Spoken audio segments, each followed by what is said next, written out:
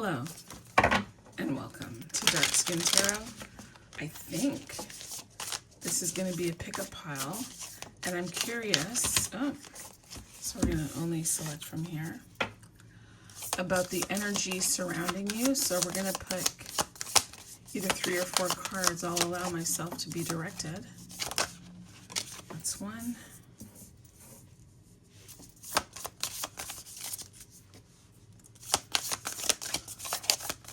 Hope that you're doing well. That's 2.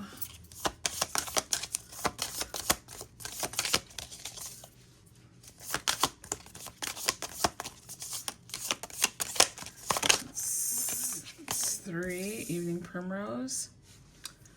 I'm gonna pull a 4th. I'm not sure if there'll be 4 cards, if I'm gonna do 4 piles, but I will. This one. Okay. All right, so the 4 piles we have, mind you, depending on my energy level, we'll definitely do 3. And if I have it, we'll get to the 4th one. So this is Aconite. That feels about direction and portals and timing. There's a Scorpio there, maybe some rebirth. Then we have Blue Vervain. Don't know what that means. We have Evening Primrose, maybe to do with sleep, dreams, rest, rejuvenation.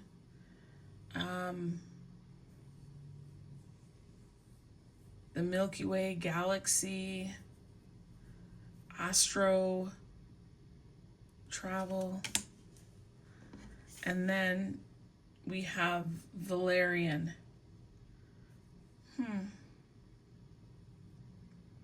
When I see this, it reminds me of like Jack and the Beanstalk. There's a bed, birds, but we'll see, okay? And then if the pictures alone are not enough to help you choose a pile, I'll just put the stone. Don't ask me what they are because I don't know what they are. We'll put that one there. Maybe if I put it here, it'll be better for you to see. Yeah. Okay. And then for down there, we'll put this one. So you take your time. You pick your card. And make a determination, knowing it's possible that I might not do this pile, okay? But we'll see. I don't even know why I'm saying that, because normally if I pull it, I do it. But I am feeling a little bit low energy because I've already done a couple of readings so far for the day. Okay, so make your choice. All right, pile 1, thank you for being here. You have chosen the card Aconite. And I'm going to read from this book. And if you're curious, this is about Dirt Gems, Plant and Oracle Guidebook, okay? All right. Hopefully you can see that well. Let's zoom in if we can. There. Okay. So this card, Aconite, it says Queen of Poisons and Mirrors. Aconite is an edgewalker, known as the Queen of Poisons. Aconite is a plant that is to be taken seriously, dangerously, and reverently. It is an ally and friend not to be trifled with. Poison plants show us edges of what is possible, guarding the gates that are not meant to be passed until the time is right. Poison plants demand attention and respect. Ooh, this is good. Oh! This is the energy surrounding you, girl. Or boy, man, child, whatever. Okay. Aconite is a beautiful and enticing plant that draws you to the fork in the road and tells you to make a choice. While this plant has a dark history used on poison arrows in war and to silently murder enemies in the night, its true tale is of another nature. Aconite or aconite is a plant that speaks to courage, love, and claiming our integrity over our dread. There has always been pain and violence in the world, driven mostly by fear, unreleased trauma, and instability. These fears and worries can be expressed as harm towards others and the world at large, or they can be nurtured and dissolved through the fierce, most courageous love we can summon. Aconite asks this of us and, in fact, requires it. Sometimes referred to as the scorpion's tail, aconite is a lightning strike. It's a warning. Find the spark of love burning in your deepest places and release a warning. Find the spark of love burning in your deepest places and release it out into the world. We are much more powerful than our greatest fears, and only the force of love can be the source of transformation. Strike out and pierce the heart with aconite's accompaniment. Well, that was pretty powerful. I did not expect that. I bought this deck and I barely touched it, so we're going to be learning this deck together, but wow. So the energy that's surrounding you, or the energy you're required to embody, or the energy that you are embodying, is one of not being trifled with. But where does that come from? What is the source of that feeling? Why is that the case, is my question. Right? Why?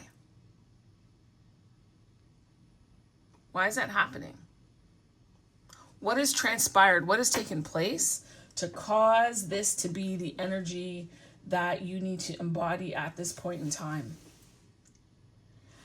I think perhaps in the past you were disrespected. Maybe taken advantage of. Maybe betrayed. There's some sort of betrayal here. And you've learned to speak up for yourself. There may have been a time when you were too afraid. I feel like you wanted to be liked, and it was important that people liked you. And so therefore you probably wouldn't really speak up. You didn't want to cause a problem or a fuss, you know. For some of you, you've always been this way. You've always demanded respect and attention. But I feel that there was a need to be liked by a greater majority of you, right? And you're getting over that, the training of being a people pleaser, of being liked by people all the time. You're getting over that. Let's see, can I put that there? Good, that's good.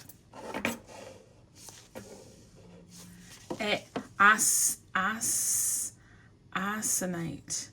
Okay, Google, can you tell me about the plant aconite?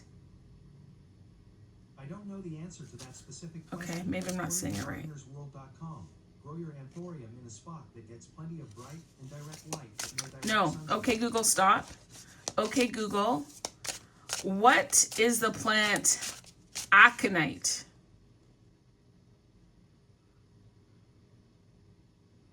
Okay, Google, what is the plant aconite?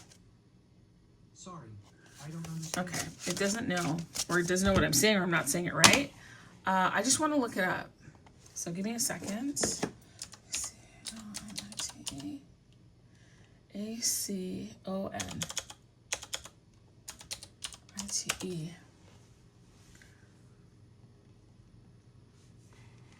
Okay, it says what is it used for?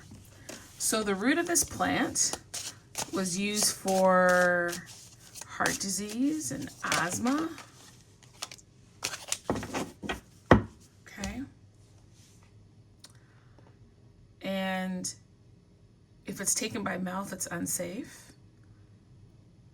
All species of the plant and products containing it are dangerous.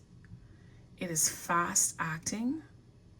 It has severe side effects, nausea, vomiting, breathing issues, heart issues, and the number 13 card. Okay, that's interesting. While I was talking and reading up on the definition of the plant, the 7 of Swords came out along with the 9 of Cups.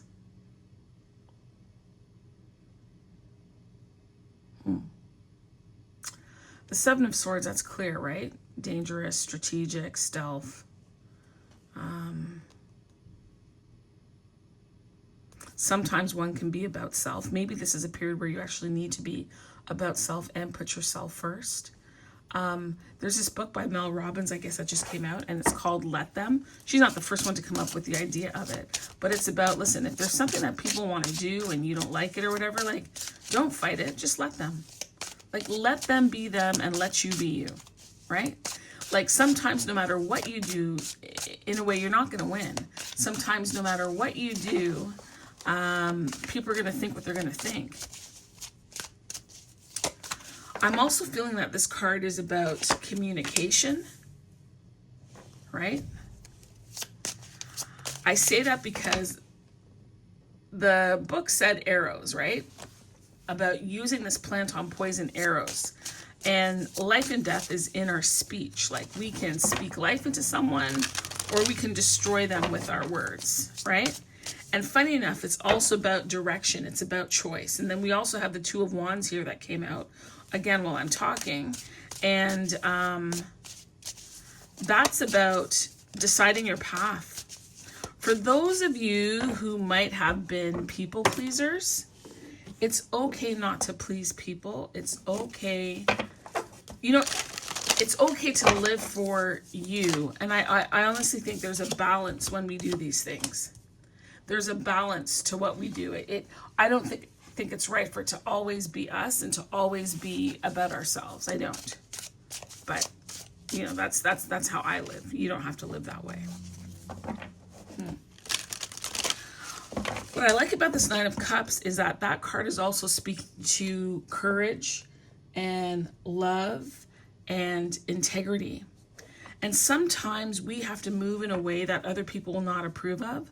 Sometimes we're moving in a way that is completely opposite to the way in which we were reared or who we thought we had to be. And I feel like this energy that is around you is about you looking out for yourself right now. But I feel you've also had to grow into it because this door is a portal, right? It's a stepping into. I don't know. I see it as stepping into. The door is slightly ajar. I'm reading it as ajar. And it's something to walk into. It's about also timing. The timing of things. Also about the timing of things. Okay. Get out this deck. This is is this the Wandering Star, I think? I think this is the Wandering Star Tarot, yeah. Can you tell me more about this Seven of Swords here? Why is the Seven of Swords here? We understand that this energy is a serious energy. It's not to be trifled with. It's not to be toyed with. There is a command, a demand, an expectation of respect. On some levels to be feared. Communication can be sharp. It's about making a choice. What is the choice? What is the question I should be asking? Please hold on for 1 second. Dear Mother and Father God, thank you for my ability to be here today to do this reading. This reading feels very different, right? Like this pick a pile reading feels different. Help me be receptive and clear on the channels you need me to be so I can receive and deliver your message as you intend it. And I pray and ask that the right people come across this message. Okay. This Seven of Swords, let's start there because we are talking about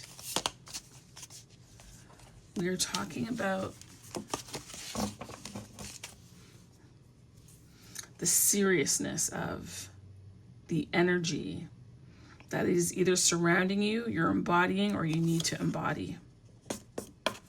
This Six of Cups. I was saying earlier that I felt that this came from somewhere in the past. Something took place, something happened that caused you to have to become, I think, more vocal, stronger boundaries, an unwillingness to be used.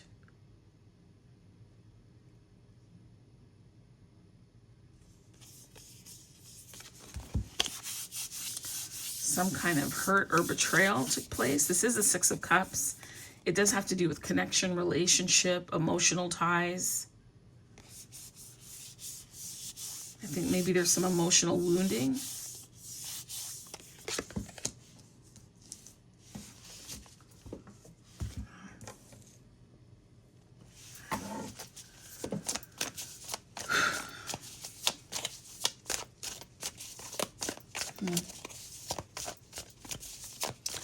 Because this talks about the Scorpio there. Maybe someone did something to you. We've got the Queen of Pentacles. So loyal, charming, loving. The Queen of Pence. Let's see if we can move this back a bit, if that would be helpful. Yeah. The Four of Wands. Where are we? There. Four of Wands. And Judgment.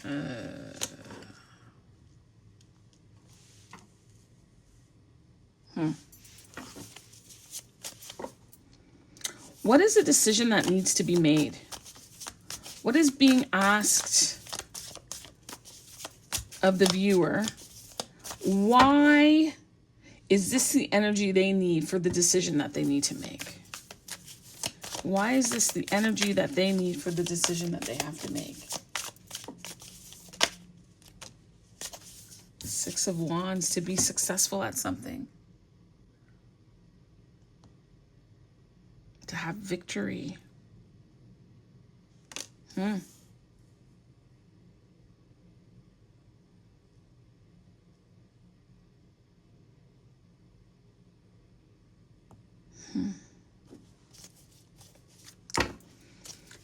you give us more insight on that? Victory in what? Triumph. In what? For what purpose? Like, because it's almost like a hard shell has been put on, right? And sometimes we have to put that on as a protective measure. Why? Why? Temperance. Okay.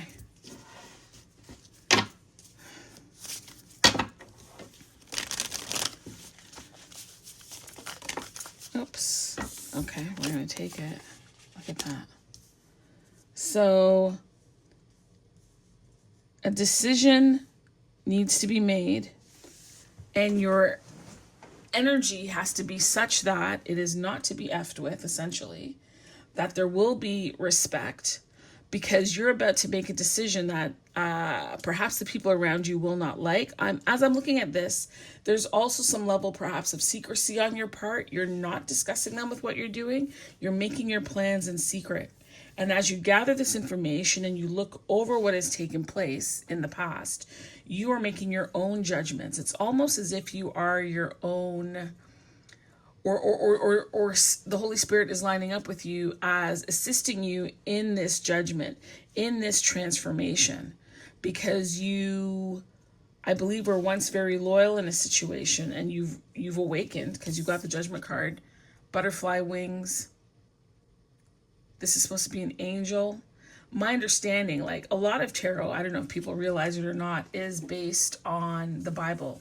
And Judgment is from Revelations. And in Revelations, there is an angel. There's a number of, what am I going to call it? I don't know, bowls, we'll call it. And out of these bowls come certain things. And there's an angel of judgment. And during this, there are two, restoration is not the word. It starts with R, but for some reason I can't remember. So there's the first people that get called up, and then there's a second set of people that get called up. And one set goes to heaven and the other set does not, right? And so when I say that there's some type of judgment being levied, something has transpired and taken place that has caused you to now put on this type of armor. Because you're now coming to a place where you're accepting whatever it was that happened here. That's what you're doing. And because you've come to this realization, you're now deciding that you want to take steps forward because you've realized that what you did in the past didn't really work for you. It did not bring you the amount of fruit that you hoped it would. It just didn't. What's interesting though is that when I look at this cup, you know, I don't know, apples, cherries, flowers, fish, maybe these are blueberries or grapes, maybe pomegranate, but look here, there's a key. And what I'm seeing is there's 2 keys here. And these 2 keys for me are reflective of these 2 wands here, because we have the Hierophant over here with 1 key. 1 key. Again, this is about direction, choice, path, boundaries, strength, love of self, transformative love, choosing differently. And you're choosing differently. So let's move to the Hierophant.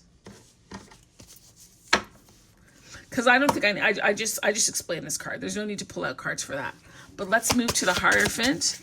Before I do, is there anything in here? Like I'm seeing wings, or I'm taking them as wings, like the stained glass wings there. Oh, maybe they're angels. Oh, that's so interesting.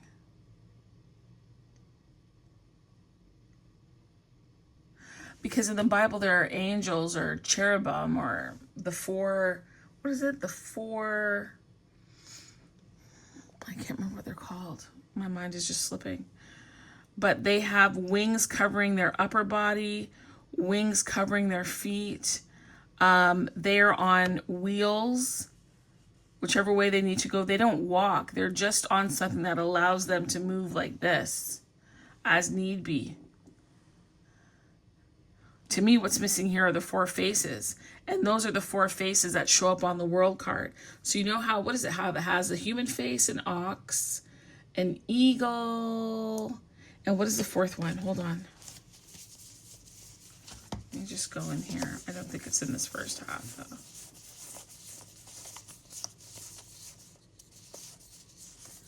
Give me 1 second.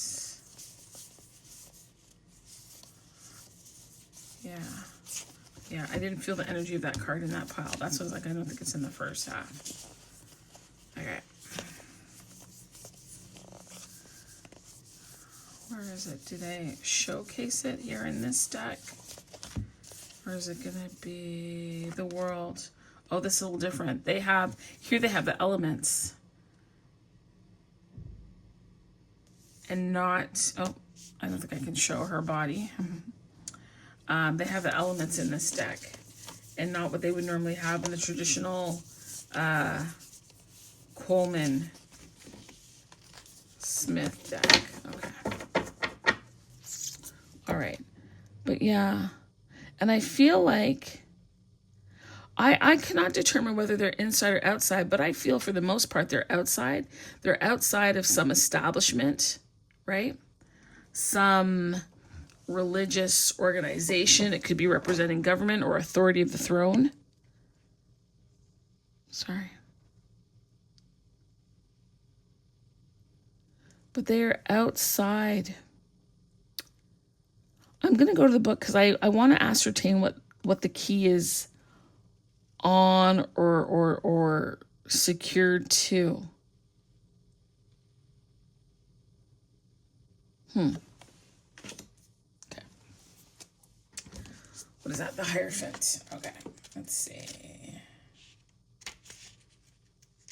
Okay, so it says here, education, tradition, religious institutions, higher learning. The element is earth. So the Hierophant crow is pragmatic and does not take unnecessary risks. This crow appears at a time when a conventional approach is needed. to resolve a situation or help further a project. This card brings a warning that now is not the time to think outside the box. So I'm assuming that this is a box.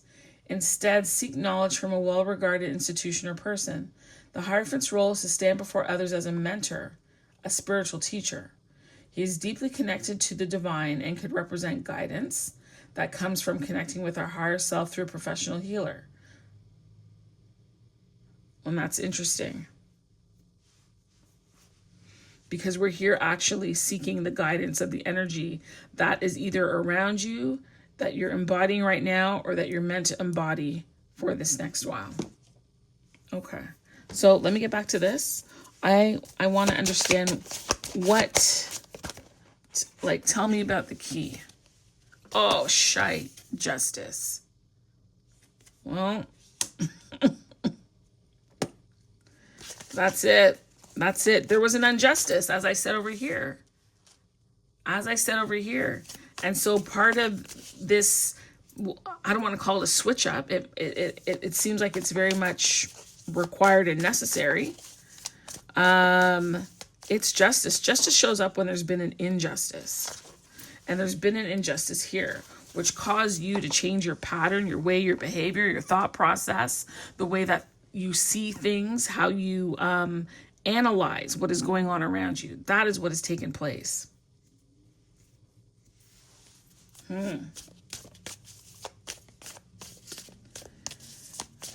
That heart injury was the catalyst, either the catalyst or let's call it the final straw towards your transformation. Ooh, okay. So where's my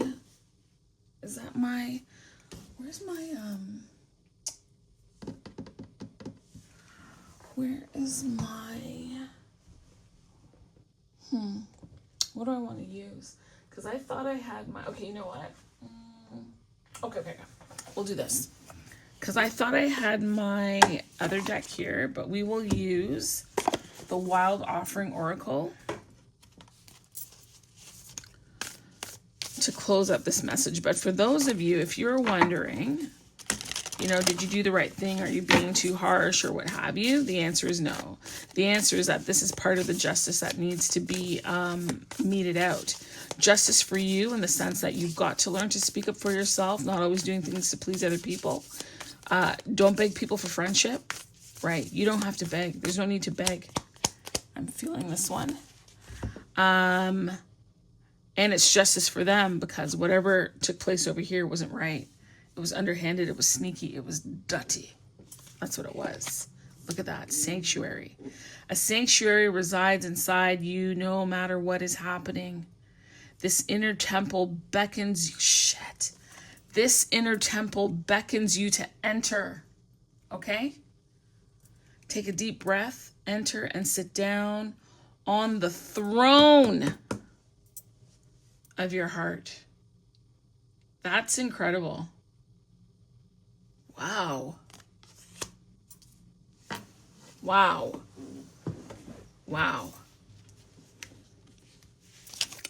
And I didn't even really have to, this sanctuary card speaks to the Six of Wands, the Temperance, the Empress, the Knight of Pentacles, because you're being asked to invest in yourself. Part of this, by the way, I want you to know, see, sometimes people think healing is soft, but this is part of your healing journey,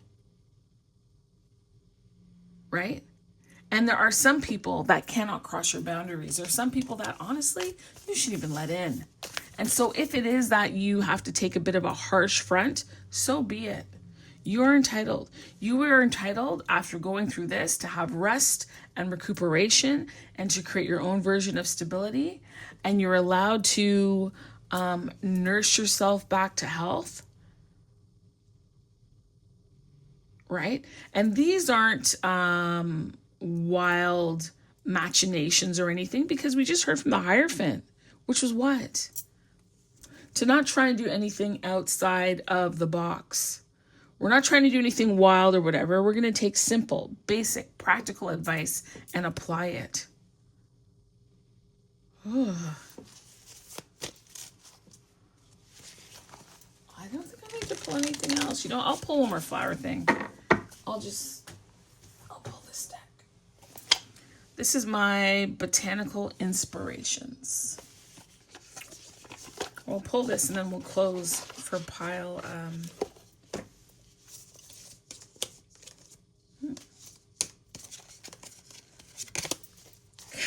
And then we'll read and see what it says. Sanctuary, and it's the flowers around it, and there's so much nature. I'm hearing that you do, though, even, I don't know where you are. If you're in the northern hemisphere, it's winter over here, right? But go outside. Actually, when I'm done this reading, I am going outside. I haven't been outside to get my vitamin D, all the sun on me, and to just, you know, feel the movement of my body. That's what you need to do. Wow, a sanctuary resides inside you no matter what is happening. This inner temple beckons you to enter. Take a deep breath. Enter and sit down on the throne of your own heart. Okay. Look at that. I love hydrangeas too. It says thankfulness for understanding. Before we can forgive one another, we have to understand one another. And it's so interesting how this card fell out over here, right? Like once you go through this process, you may be able to start the process of, you know, forgiveness, but you are seemingly cocooning yourself so that you can give yourself the necessary breath and space to dissect what's taken place and to determine how you then, after all of this, need to move forward for yourself. Well, pile one, that was intense. That was intense, but I'm so very pleased and thrilled and honored to have been able to read for you. All right. All right, so we are back and we are doing pile two. Pile's 2 card is Blue Vervain, number 31. All right. So I think I'm going to go a little slower because there are some cards in this deck that are in color, like pile 1. And then there are other cards that are in black and white. And there's a reason for that. And I want to get you that reason before we start. Hold on. 31.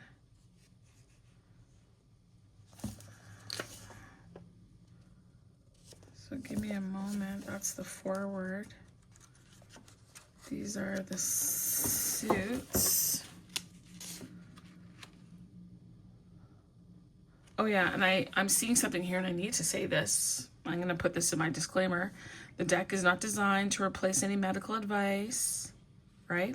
It's saying if you want to try any of the plants on your own body or another person, externally or internally, get the advice of an experienced herbalist first, okay? So I am reading these cards as information to energy surrounding you or energy that you need to embody, not because you're supposed to go and do these herbs, okay? Not my intention. Okay, so this card, let me just make sure I'm right. What would this be? That's 4. If that's 4, okay. Yeah. Oh, is there some here? That's interesting. Okay.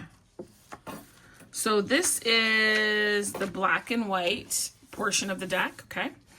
And the element is air. The energetic signature is dry. The weather is windy. The metal is copper. The emotion is courage. The landscape is desert. So we are looking at Blue Vervain. It's the protector of your dream space, okay? Okay, I just want to make sure I'm recording.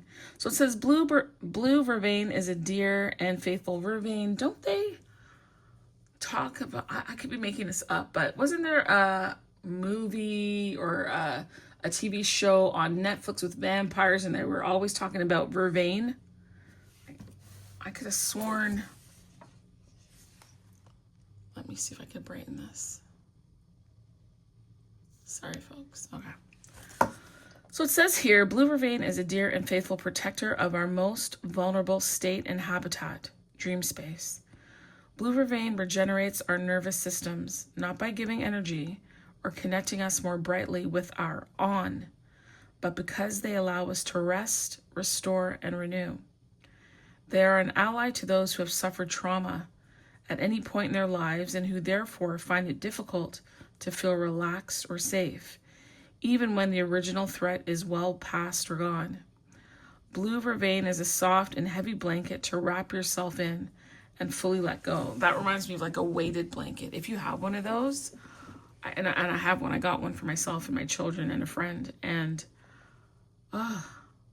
like they're heavy, so you don't shift around a lot, and it's like a hug, like continuously.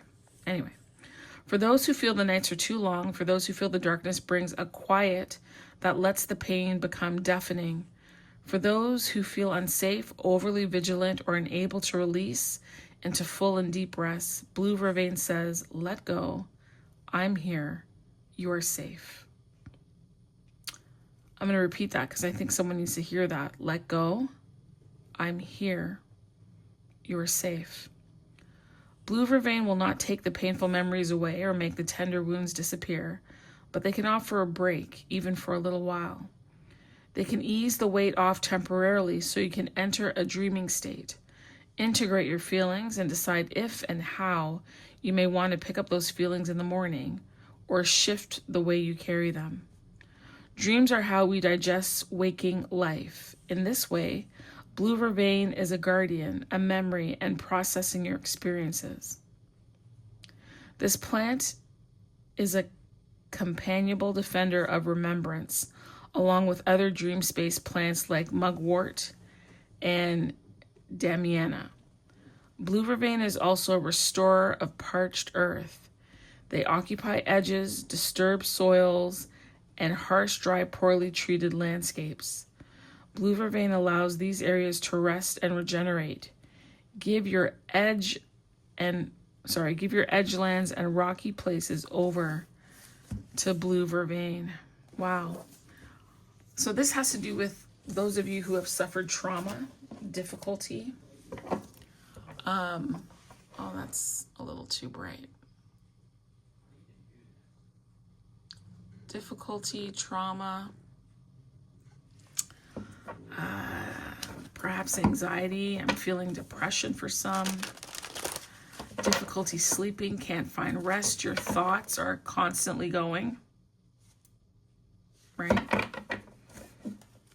You don't know how to turn off your mind.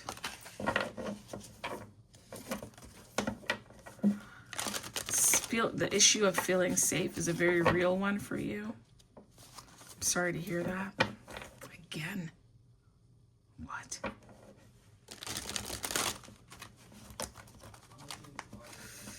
Okay, give me a second. I'm going to close the door. My kids are home, and I don't want that to pick up in the message.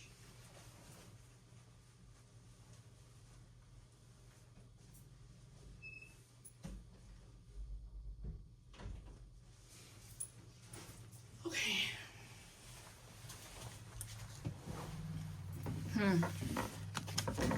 Blue vervain.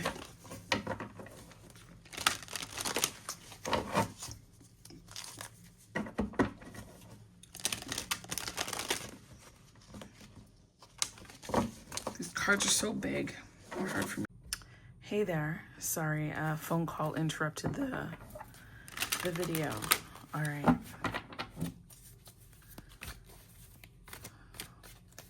So what we're doing is we're getting clarity on the energy that is either around you that you need to embody at this time or are embodying, okay?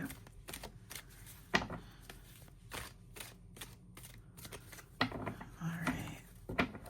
And just for your reference, this blue vervain card is number 31.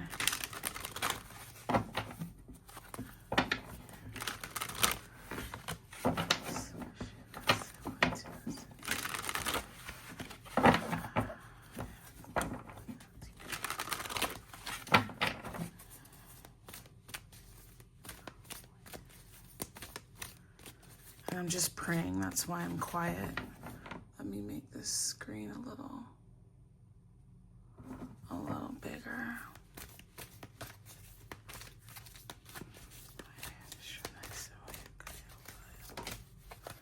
Okay.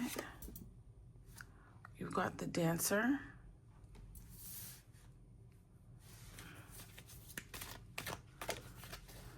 I'm hearing to take this one. You've got success.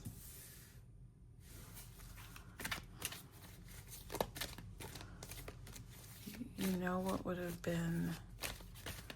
I'm gonna stop. So when I was doing your reading, and I started yesterday, I was interrupted by a phone call. I'm now coming back the next day. Your card is about dreams.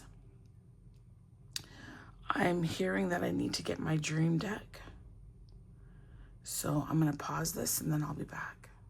Okay, I'm back with my dream decoder deck. Okay. And you know, it's funny. Oh, okay, that's a card.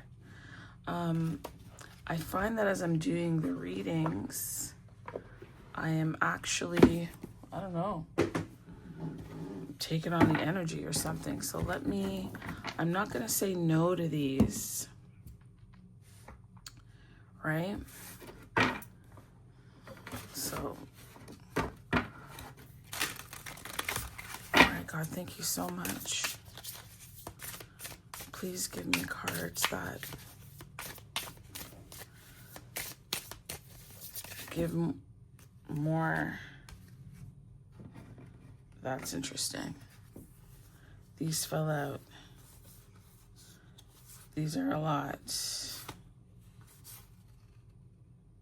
Huh. And it's funny that the first one that fell out is quite similar-ish, you know, in a way. I don't remember what I said about this black and white one. There's a reason why this deck does black and white. Give me a second. I know it has to do with air, so it has to do with thoughts. The emotion is courage. Courage is required because there is some fear somewhere, an element of discomfort. And the landscape is the desert. Interesting. Okay, I'm just seeing if there's anything else. The suits, okay. So, and this is from, I believe, suit 2. So it says here, just for our reference, let me make sure this is, oh no, this is suit.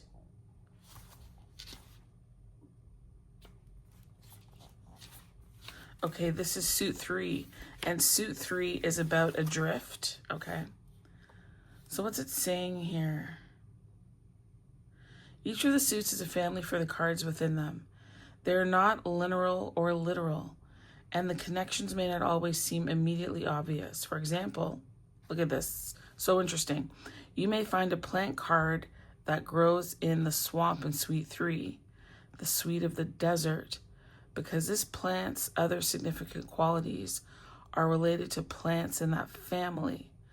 Unyoke your mind from reason and let your imagination and your heart lead. Let the plant speak to you as you get to know your deck. Order them however you want. Okay.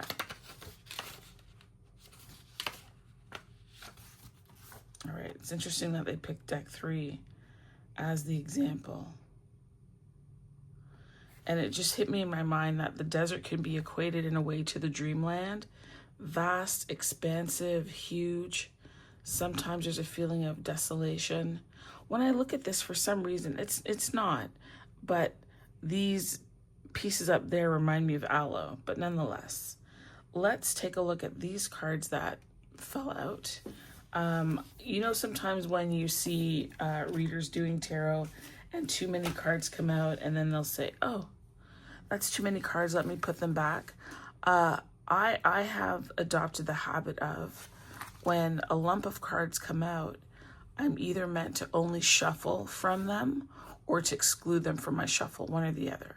I tend to lean on, there's a a special energy here that I have to explore, okay?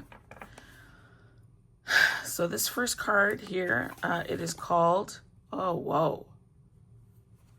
It's called Deceased People. All right. It says there's a spiritually minded school of thought that sees dreams of departed loved ones as genuine signs of the afterlife, a way for the deceased to gently reassure you that they are essentially alive in spirit. Perhaps some of you, someone has passed recently, or you know someone who has contemplated, or you have contemplated. When I look at this card though, like I'm trying to understand this, right? Like this looks to be the outline of a person or this person because there are toes there. But this body part in a way doesn't make sense to me unless this is like the vervain of the plant kind of holding them. And this is their body, but then that's kind of like an oddly shaped body. If you can give me any further insight and information on this, God, so I can understand that card. Okay. Let's continue. It says here, research shows that in 85% of cases, people who have afterlife dreams feel better able to cope with their grief. Regardless of your beliefs, dreaming about a lost loved one can be comforting if they passed away less than 2 years ago. If, however, it's longer than that, perhaps you've not fully processed your grief. Dreaming about the dead could denote they still have a strong influence over you.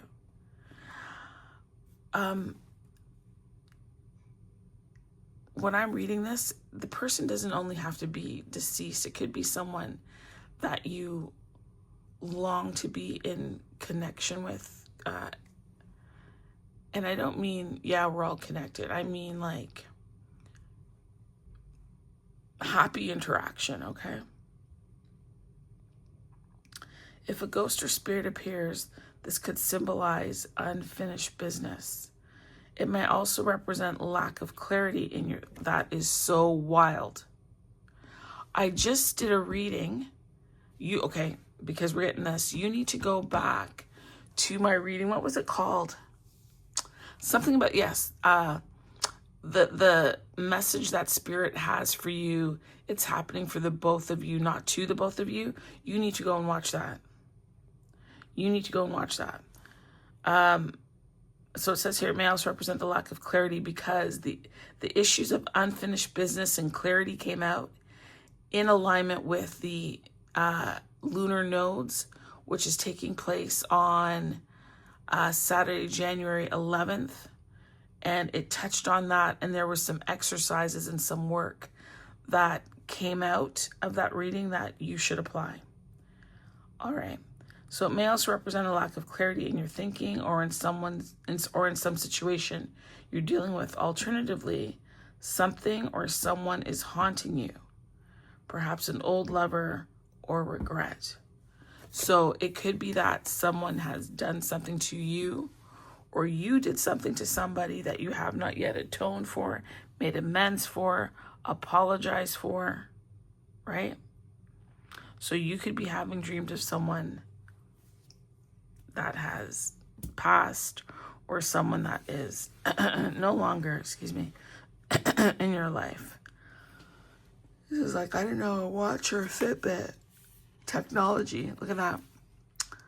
Computers, laptops, tablets occur very commonly in dreams. So do heavier pieces of hardware, such as elevators or escalators. Often, the technology malfunctions or proves frustrating in some other way. If it's a computer, your files might get deleted or corrupted.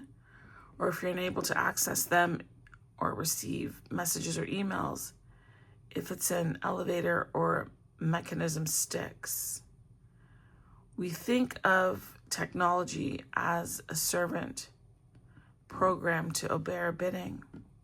Hence, devices that malfunction in a dream show that we aren't in as much control of a situation or relationship as we think. In your interpretation, consider the purpose of technology. A dysfunctional email system may imply that you're struggling to connect or communicate your true feelings to someone, or being insufficiently clear or empathic about your needs. If this doesn't fit, look for other sources of frustration. The dream may reflect something obstructing your career, the feeling that technology is passing you by. What I pull from this card is, again, struggling to connect or communicate your feelings to someone, or not being clear. And this card touched on this. This card talked about clarity and unfinished business. So there's something that you need to communicate, or there is someone that is trying to communicate to you. Maybe you've blocked this person if they're living. Maybe numbers have changed and there's not a way to get through because we've got numbers here, right?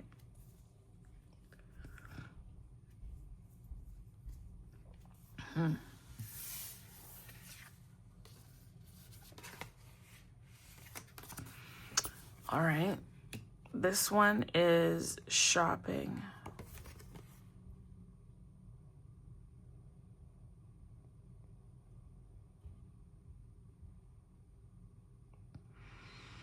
Stores in a dream can indicate what you want or think you need in life to be happy.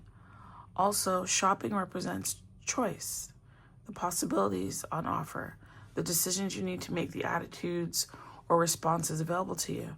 Browsing in a shopping mall, department store, or market, or window shopping downtown may be a prompt for you to review your opportunities. The particular items on sale may narrow down the dream's meaning. If you're buying clothes, you're seeking protection, but also an identity. If it's food or drink, you need to attend to your basic emotional needs. If you can't, so this is interesting. So the question is, what are you dreaming of? So this is said that you're having difficulty, anxiety. I'm feeling perhaps a sense of depression. The intention of this plant is to assist you in feeling ease, relaxation, calmness, safety, right? Safety is a very important part here. And so then the cards fall out and we're talking about dreaming again, right? The potential, the possibility that it could be someone who has passed on, and what it means for someone to have passed on within the first 2 years, right? Trying to communicate, and if it's 2 years after, you still haven't dealt with it. So these items here now are about what could potentially be showing up in this dream that you're having, in your dreamscape, your desert of dreams, in that landscape for you. So if you're dreaming about a person who's passed, we talked about that. If you're having issues around technology, communication, could be cell phones, computer. I had to take off my watch so it could charge. But if you've got like an Apple Watch or a Fitbit or something, right? You could be having difficulty around that as well, okay? And we've got,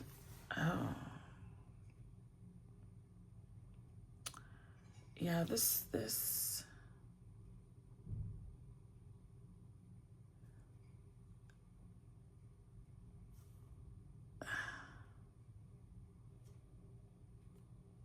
Wait a second. I didn't finish this card.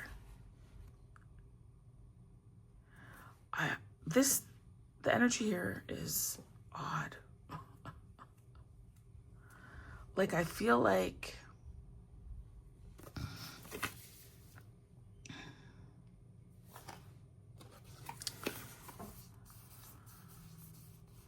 you're struggling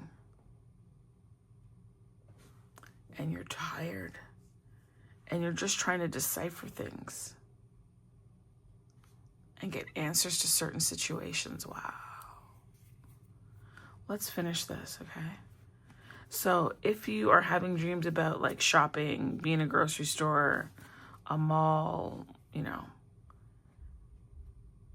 if you're buying clothes, it could be about protection, identity. If it's about food, it's emotional needs. If you can't find the item that you're looking for, there's a general frustration with life or a need or desire that isn't being satisfied. If you're shoplifting, part of you feels that the only way to get what you want is to break the rules. Okay? This one is red rum, okay? And if you dream of a red rum, a violent death or attack, perhaps a shooting, knifing, mugging, this may symbolize an aspect of yourself that isn't being expressed. If you're the perpetrator, pay attention to who the victim is. As this will, so for some of you, if it is about someone who passed away, it may not have been a natural causes situation, okay? And that could be haunting you. This will represent an uncomfortable aspect of yourself you're denying to deal with. A clue about internal conflict. If someone is trying to off you, perhaps you're being affected in waking life by forces or elements over which you feel you have no control. Try to identify the attacker, and that will help you understand who or what is frustrating your progress. If you feel any kind of pain in your dream, this can indicate a fear of being hurt. Alternatively, it may be a warning against taking unnecessary risks. If you're impaled or pierced, this suggests an unwanted intrusion into some aspect of your life. Look. Whoa. Okay. And this one here has to do with body parts, which to me links up with this and potentially that. It says body parts represent aspects of your personal identity, and the clue to their meaning lies in the associations you have with the specific body part. So for example, if you dream of arms, it could represent your ability to reach out to others. Hands suggest attention to detail, whereas legs indicate your ability to move forward. So some of you may be having a dream where you're stuck and you can't move forward. And this dream is meant to be reflective of what is going on in your waking life. And the reason why you dream is to solve things and to have things pointed out to you for you to analyze, assess, find solution. Many a time, I've gone to bed, not sure about something, and I woke up knowing the steps that I need to take. And I don't believe it's just because I have these abilities. I think we all have this. We can all do this. Okay. Feet are your foundation, or what keeps you grounded. Heads represent your intellect, and necks are the connection between your physical body and your mind. Blood is a symbol of your essence or life energy, and muscles are your strength. Hearts point to your relationship, and bones your support system. If a body part is injured, something is preventing you from expressing the quality represented by that specific body part. If you dream of teeth, skin, hair, nails, or other body parts that you shed, this suggests that you need to let go and move on from a situation or mindset that is holding you back. This is something else. Okay. I do have another dream deck, the Mystical Dream Tarot, that I want to pull. I'm thinking just one card to kind of wrap up all of this. So let's see, what do we have here? Okay.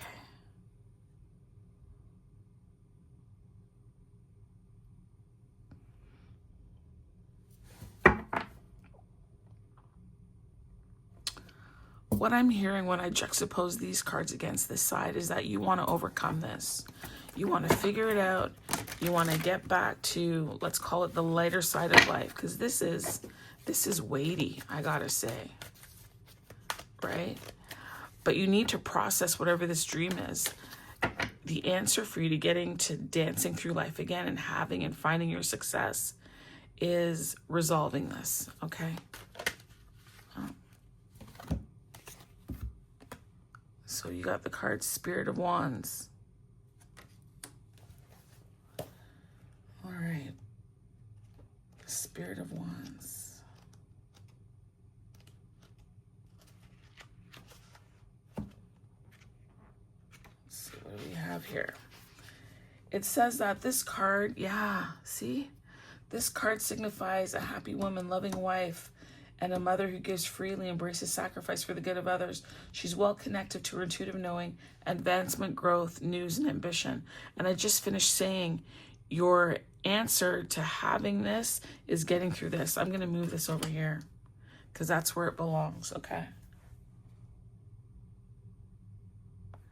It says here that the Spirit of Wands is in tune with her inner wisdom, the voice of the unconscious that rises from the purity of the clear crystal of truth. She trusts in the inner voice as she peers beneath the waking realities for guidance. Look at. She helps us to understand that what we may perceive as confining could in reality be liberating, right? So this confinement of the dreams, the challenging dreams, the lack of rest, I almost want to say torture, uncertainty, discomfort, angst, fog. Her crystal makes clear her sight, seeing within and beneath.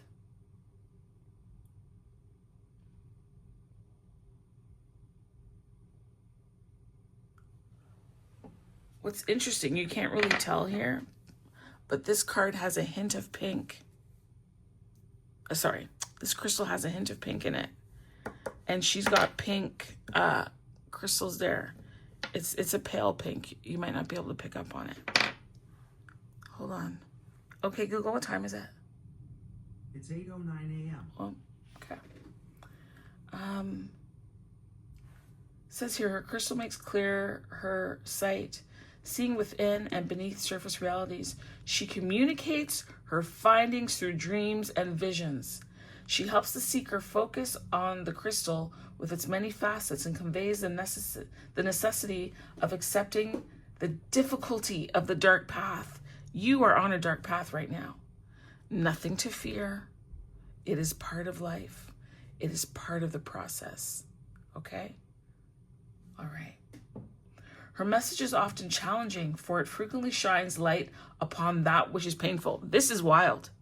This is wild. These readings with this deck and wow. Okay. All right. Yet this is the wisdom within as it emanates from the facets of the great crystal. This is truth. The Spirit of Wands hushes our distressed voice, urging us to be quiet, silencing our complaints as she moves us to go into the still, that we hear the truth and understand the essence of our path. She warns against the easy route, escapism, which will not lead us to our goal. So that is to say, you know, when I first saw the blue vervain, I thought about its properties. You know what? Let me look something up here. I like to have my computer open because sometimes we'll come across something that I want to dig deeper into. Hold on. Blue vervain. Okay. Okay. What does it say? It says here, people use vervain to relieve anxiety, depression, aches, pain, sleep issues, and reduce any sea risk, okay? It's a homeopathic remedy. Again, I'm not a doctor. I'm not a homeopath. I'm not a health professional, right? So I'm not telling you to do any of this. Don't be silly. We're just looking to this plant to understand its properties and how this is reflective of what you're experiencing right now. It can help fight infections and anticonvulsant. Okay, so if people have convulsions. It helps your hormonal health, mood swings, PMS, your menstrual cycle, infections. It promotes milk production in breastfeeding women. Wow. Fights inflammation, headaches. What's dysmenorrhea? Is that? Oh, okay, cramps and everything. Okay. Wow. That's amazing. And so for it to be able to do all that, there's a lot going on. There's a lot going on. You're in need of a lot of assistance. Whoops. I don't know why I'm shuffling, to be honest with you. And as I was, what is this? The Sorcerer. What is that, 15? I'm not even done, though. Hold on. I'm not done. Reading this thing, I got a rule. Okay, where are we? Okay, she warns against the easy route, escapism, which will not lead us to our goal. Quietly she speaks to us. Never cease to seek, to open up, to call for truth, for understanding is a winding journey through many mountains and valleys. Incubate what arises from the depths. Allow it to shine like the crystal until all is transparent, making the way for growth and wisdom. You're on your path, you're on your way. Okay? Okay, let me just adjust the camera. All right. We have the sorcerer here. The sorcerer in this deck is the equivalent of the devil, right? 5-1, 15. Sorry. Like that's 15. That's 10 and 5. 15, 5, 1, 6. And it's supposed to be the antithesis of 6 being the lovers in tarot. So when we started off with the reading, it was about difficulty, trauma, pain, heartache, anxiety, depression, maybe thoughts of certain things, right? And some of the dreams that were coming out for you were either a person who's passed away visiting you, some type of technology, having difficulty, communication. This had to do with shopping and either like shopping for clothes for identity, or what were some of the things? Identity, protection, emotional needs, frustration with life, feeling that the only way you can get what you want is to break the rules. This one had to do with red rum, a feeling of not being able to express an aspect of yourself, frustration, pain in your dream, a fear of being hurt, a warning against unnecessary risks, unwanted intrusion in some aspect of your life, denying something that you need to deal with. And then this was body parts. Again, having to do with your personal identity. And I'm going to just reread that your hands are about detail, legs are ability to move forward, feet. Like, let me just stop here. This reading is very heavy. It's heavy. On some level, you feel disjointed, discombobulated, not together. And I need you to look and see what's going on in your life that is making you feel this way. What is maybe causing you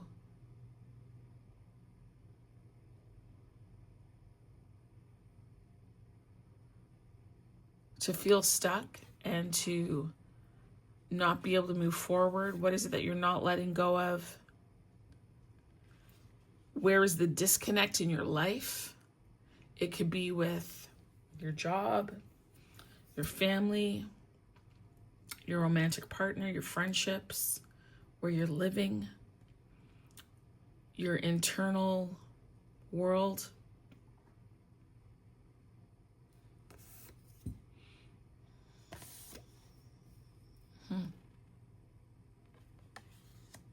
Okay. And then we got, oddly enough, the sorcerer coming out. And the sorcerer is the devil. And when I look at this card, like there's some wings, so let's assume that's an angel. There's the moon and the sun. There's balance. There's the cross, maybe redemption, hope. Then there's, I don't know, I'll just say this is a dragon. I don't know what the dragon is doing. What would the dragon be doing? Maybe I'll pull a card on the connection between the dragon and the snake, because I'm not making it. Maybe there isn't one, to be quite honest. But this here, normally the cup has to do with love, but something has been tainted. Because I'm seeing this, I don't know. spit, or can you see that? Spit, venom, something funny coming from the snake's mouth. And this reminds me that in your dreams, if in your dreams you are being offered something to eat or drink, don't take it. Don't take it. It could also be that you indulge in drink, in drugs, in like too much of something, right? So you might be indulging too much in shopping. You might spend too much time on technology. Like there's an overindulgence, there's an imbalance somewhere that is not helpful to you. What is the purpose of this dragon? Dragon. I mean, a dragon is fierce.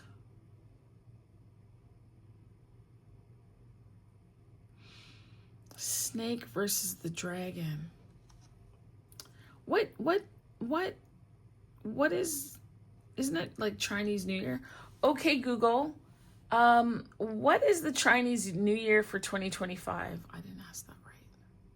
Chinese New Year will be on Wednesday, January 29th. Okay, Google. What animal is it in the Chinese New Year 2025?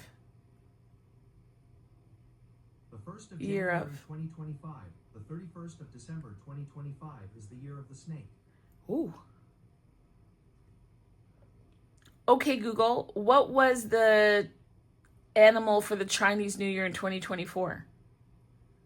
Sorry, I don't have an animal of the day anymore, but you can ask me other questions Okay, about animals sorry. to keep learning. Is my computer not working? Okay. Hold on, so, what was the animal for Chinese New Year 2020? 24. Oh my God. It was a dragon last year. Whoops. What does that mean? So the dragon in 2024 was associated with the element of wood. So the cross is made of wood.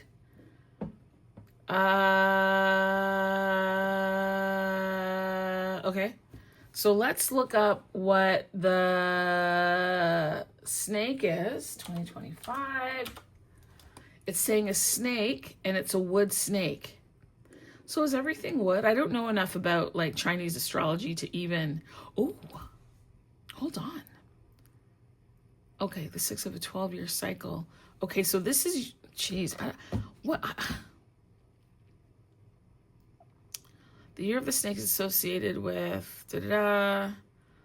Okay, it says here, individuals born under certain zodiac signs may face unique challenges.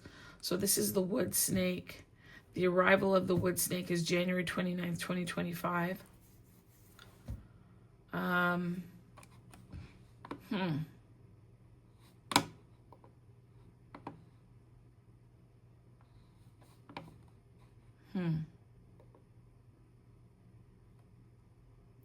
Wow, I didn't know that. And so every year, that's interesting. So I'm just doing a quick look here on Google. There's like a water snake, a wood snake, a fire snake, an earth snake. Interesting. That's interesting. And these things cycle. I really don't know the meaning of a wood snake. So I'm just going to give you that work to do. Go figure out the wood snake and do some research on what the dragon meant last year. That's interesting. I wish I had the time to delve into it. It's just that I move slow because I really dig deep. And I know that you probably won't want to wait for me to try and figure it out. And I don't know that I would be able to do it so quickly. That's interesting. What is the connection though? You know, I'm just going to go to the book and see if it says anything about the connection between the snake and the dragon. Wow. There's something here, but I don't know if I can pull it out. Hold on, let me see.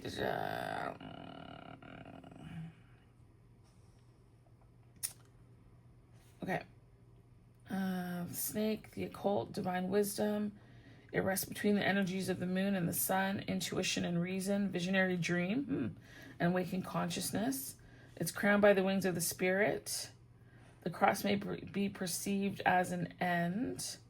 A detour from the quest may actually be the decisive turning point where you're directed towards truth, which is interesting because we did talk about your dreams having an answer. There's some kind of question or it's an analyzation that's taking place on what's going on in your life. So it could be, it's almost like art imitating life, life imitating art in this instance, meaning I don't know if it is your subconscious that is creating the things that you're now experiencing, or it's the things that you're experiencing that are causing you to go into your subconscious here.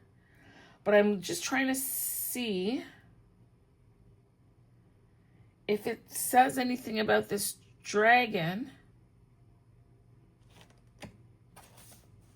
I don't know why it's here. Sorcerer, illusionist, chalice, physical form, Okay.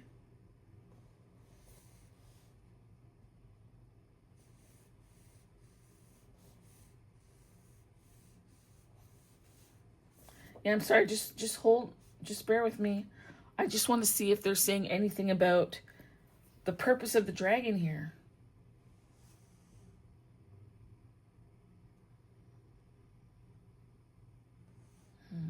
Because I will say there is a level of, so what I'm getting, not from the book, but I'm just like snakes. It depends on the world that you're in, right? So I have a Christian background. I was saved since the age of 6. Snakes for a Christian is a bad thing.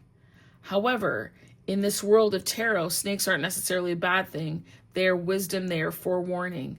So some of you are going to see the snake as a bad omen, right?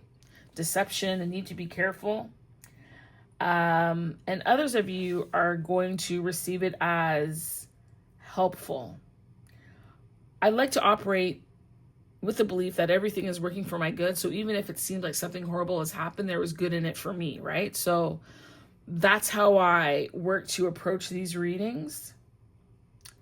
Why is this dragon here? It says nothing. It says nothing about the dragon. What is the purpose? What am I... You know, if you have a thought about the purpose of this dragon in this reading, let me know. It could be a protective force. It could be...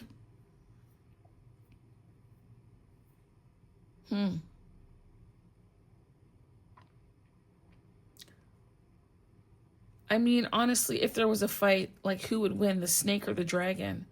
I almost feel like I want to take the snake as the illusion and the dragon as the truth that right now seems elusive to you. But in the end, it will come to the surface. But that's my interpretation. Why do they say nothing about this dragon? This is annoying me.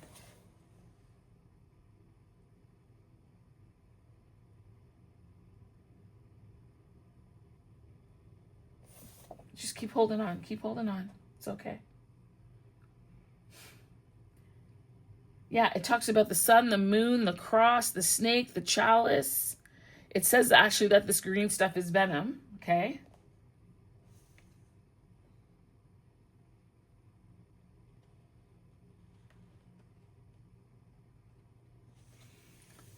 Yeah, I see nothing about what this dragon means, and that is agitating me because I think there is something in there. What I'm going to do, I'm going to close off your reading here. I am going to pull you one card though. Give me a second. Let me get this deck. Raise your vibration, right? So listen, if you're going through a difficult time, I would encourage that you find someone to talk to. There are hotlines that you can reach out to. There's prayer. Find a friend that you can trust. Heck, if you want me to pray for you, I know it might seem a little invasive, but you can put your message in the comments and I will say a prayer for you. Okay, I don't know what it is, but Your reading has had so many interruptions. So many freaking interruptions. And this pile here fell out. Okay. Let's see what your... I was pulling one card for you. What do you have here? 5? 1, 2... You got 4 cards here. All right. So the first card is I call back my power, which, yeah, you need to do that. Okay. There's no if, ands, or qualms about it. You need to call back your power for sure. Okay, let me try it. Make this a little bigger. All right. So you're calling back your power. The next card is honesty is the best policy. So there's a requirement for you to be truthful about yourself. I actually believe I call back my power. It doesn't matter where I put it, actually. Honesty is the best policy. Okay. There. The other one is shift your perspective. Right? Because the answer's in here. You just need to look at it differently. And then I trust the wisdom within, because trusting your wisdom within will take you back to being more carefree and successful. Because this card of success, this is we'll assume it's a man, getting his shoes shined, right? And what has caught my eye are the coins. The coins being given and then the coins being received, the 6 of Pentacles coins. And I feel that you are in both positions. One, when you weren't going through this, you used to be a very generous person and you've kind of tightened up. Part of your answer is to be more generous and helpful to people. Not the people that like abuse and misuse you, but do good acts, do deeds of kindness for people, right? And in you so doing, you will also receive something. That's why I'm saying you're in both positions. You actually have the ability to control this. And by giving, you will unlock whatever this is and get the answers that you need to move forward, is the point. Okay? So I call back my power. It speaks to the fact that on some level, you've given your power away. Okay? You've given it away.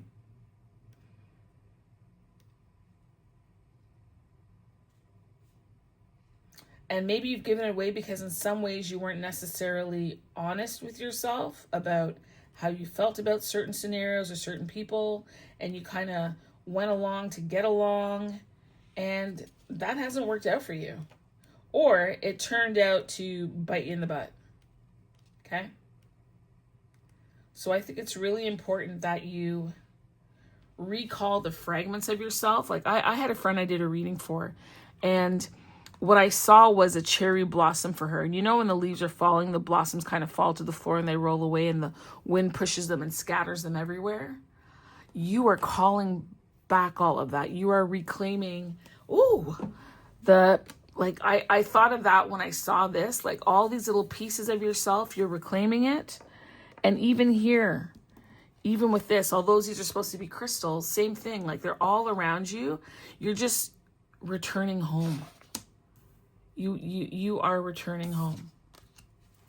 You're bringing back everything because it is your power. And this honesty is the best policy. As you go through this and figure out what's going on, you need to be honest with what you're seeing. Again, if there's something you've done, find a way to make it right. Find a way to make it right.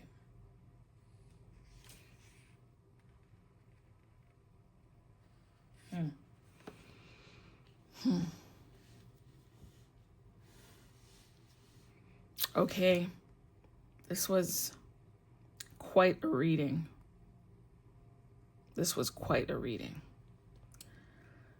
Anyway, I trust that you will have. I'm going to say a prayer for you, dear Heavenly Mother and Father, for the person who's viewing this reading. I pray that you surround them, protect them, help them, lift them up, give them comfort as they go through this.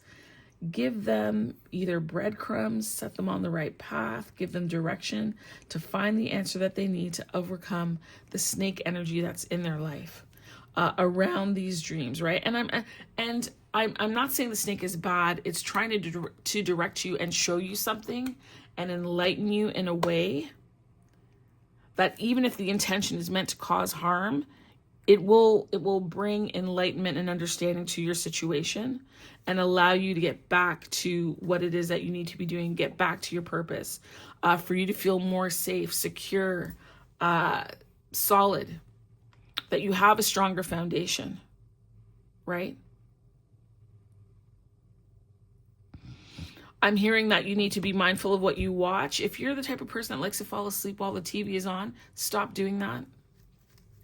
Set a timer for the TV to turn off or turn it off. I do believe that TVs can be portals.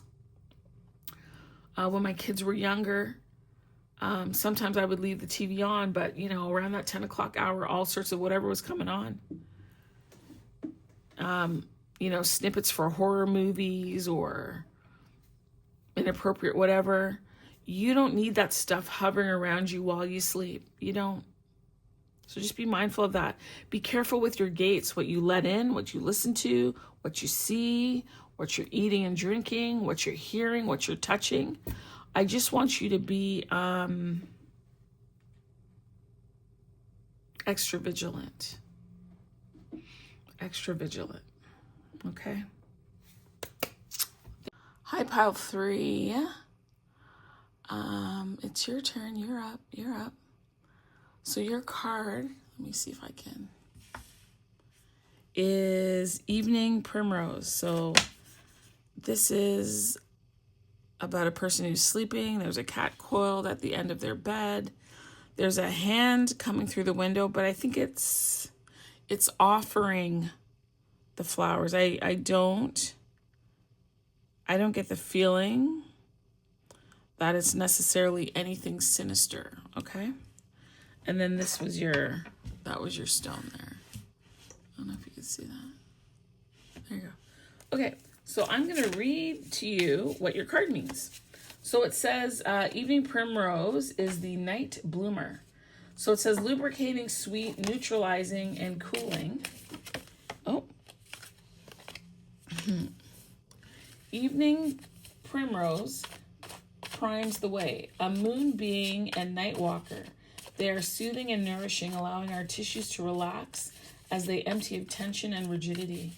If you are bound up in yourself, irritated, frustrated, coiled, and tired of cycling thoughts, let Evening Primrose in like the moon through your window, gently lighting your sleepy face. That's nice.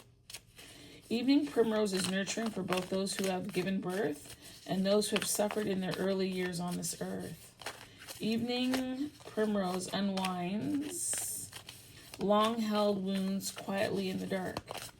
As an ally to young life, Evening Primrose holds those early experiences if you have felt abandoned, rejected, or believe you will soon be, or you soon will be. Reach out. Evening Primrose is like a soft hand to hold.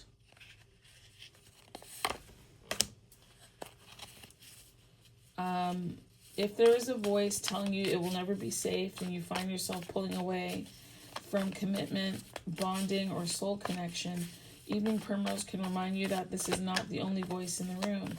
There are forms of love that are safe. Wrap this blanket of moonlight around you, shadows and all, and know that you can be secure, loved, and will not always be left. Author your story and let your heart open into the waters of mutual and reciprocal love. Evening Primrose is for those times when we are most impressionable, like an impact on water that has ripples far and wide. Evening Primrose can assure you in soft whispers, you are wanted, you are safe. That's interesting because Pile 2 had something similar to this. So let me see. I'm going to put this card up here. And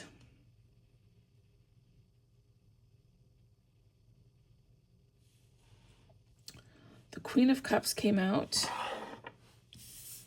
The Seven of Wands. The Knight of Wands. Can you see that? I think so.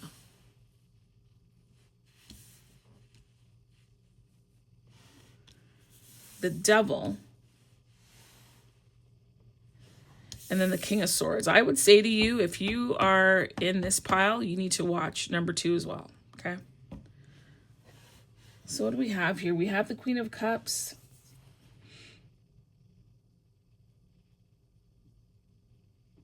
I feel that this is kindness. This is grace.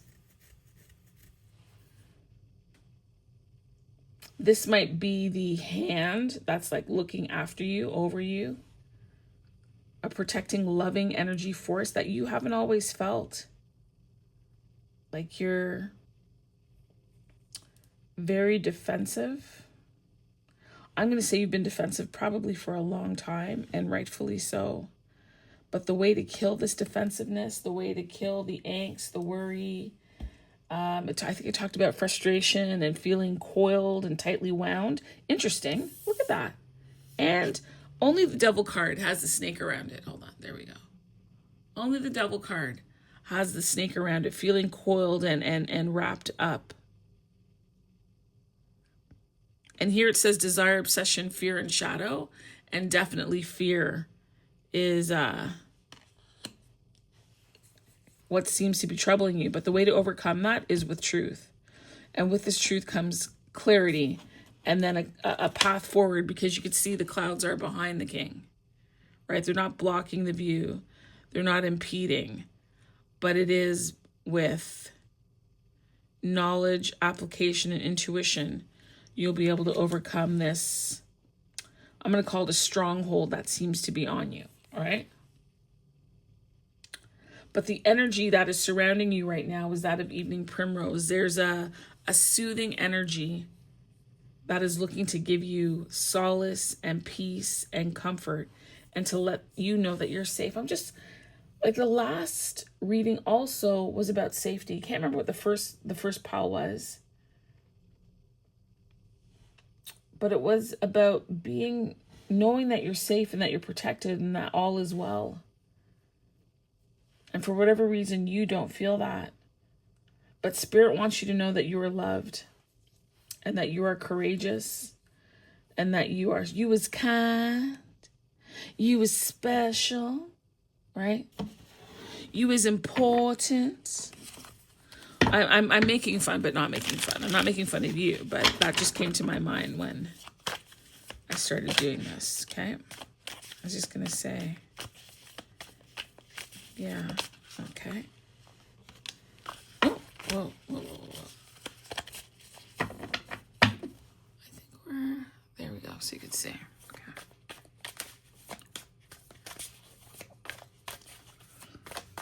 Okay. What else?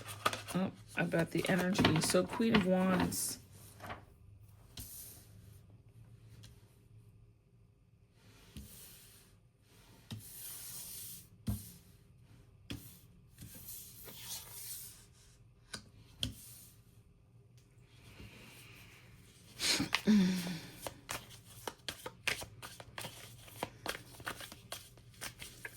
Queen of Cups, Ten of Pentacles, yeah. Like, this protective energy that's around you is here for your good with the Ten of Pentacles underneath. This Seven of Wands is, I think, a reminder that you're safe, but also that you don't, what do I want to say? I feel like there's a boundary here, like you're being protected from slipping off or something, right? Because sometimes there's a naivety in place. There's a naivety. Hold on. Can I have a card for the Devil? Top card? Seven of Cups, options. Not knowing. And again, there's two cards with the snake. The Devil and now this. This is a cup. What would I say? Because when we look here, there's choice, instincts, passion, and extremes. What is the truth? Oh God, justice, I love it. I love it. I love it. I love it. I love it. I love it. Okay. There is an energy of truth and balance and protectiveness that is surrounding you. And this is the energy that you need to move in, right?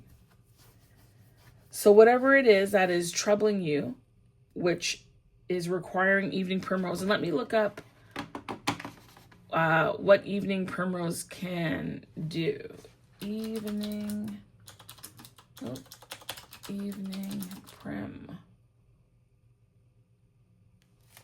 primrose.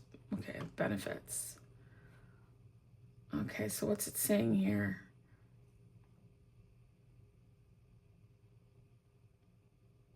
Evening primrose is best known for it's an omega-6 fatty acid found in plant oils. It helps bruising, hemorrhoids, sore throats. What else? It improves symptoms of nerve damage. Oh, really? Caused by diabetes. Okay. Arthritis, premenstrual syndrome, atopic dermatitis is like eczema. Again, I'm not a doctor, I'm not a healthcare professional, I'm none of those things. I'm just pulling the energies that the cards have. If you are suffering from any ailments, it's important, is your responsibility to seek out the proper professionals to help you with that, okay? So if you need to see a doctor, naturopath, dentist, psychologist, psychiatrist, I don't know, lawyer, accountant, whatever, you go and do that. I'm none of those things for you. Okay. Where's my flask? I need a drink. 1 second.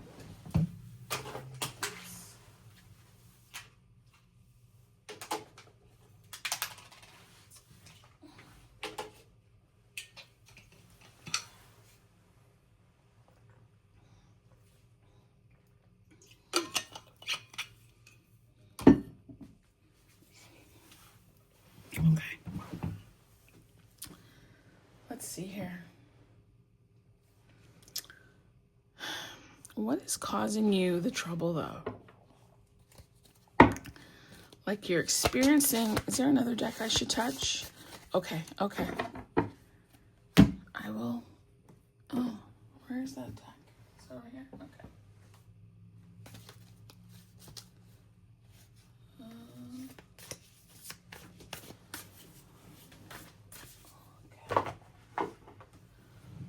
All right, we're gonna do astro codes, and I'm being led to this because there is something coming in from the outside to assist you, which means it's got a greater perspective and it can see more than I can. So what is going on? Can you give me a card that will? I'm hearing take this card. 9th house exploration. Huh. This almost feels like it's a compass. It reminds me of the Wheel of Fortune. There's travel involved here. You could see these hot air balloons. There's a lot of thought lining up to me with the King of Swords. You're overthinking on a particular issue. What is this? This might be this feels like it's a timepiece here or a pocket watch.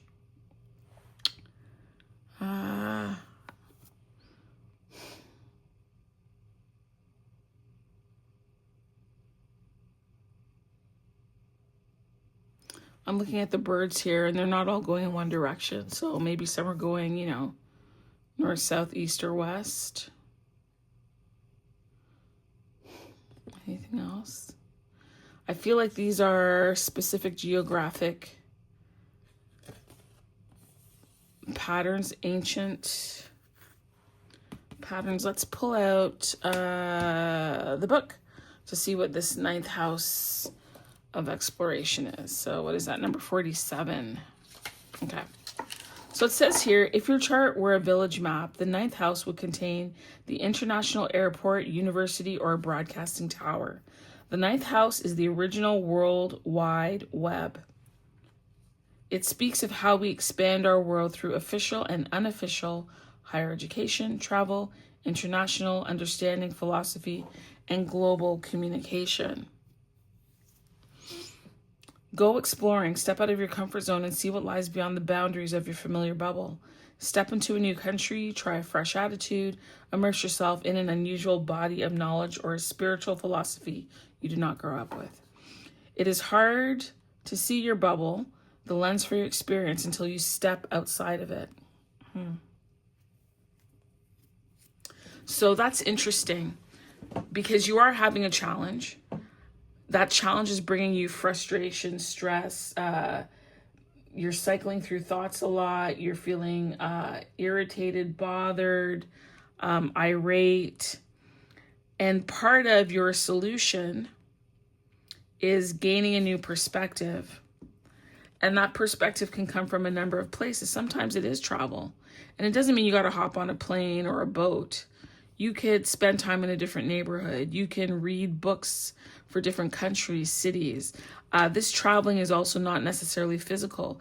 It could be an emotional travel. It could be a knowledge-based travel, meaning you're just learning something new and injecting a new energy into your everyday to remove the monotony, but also to turn you on to some new things that are happening.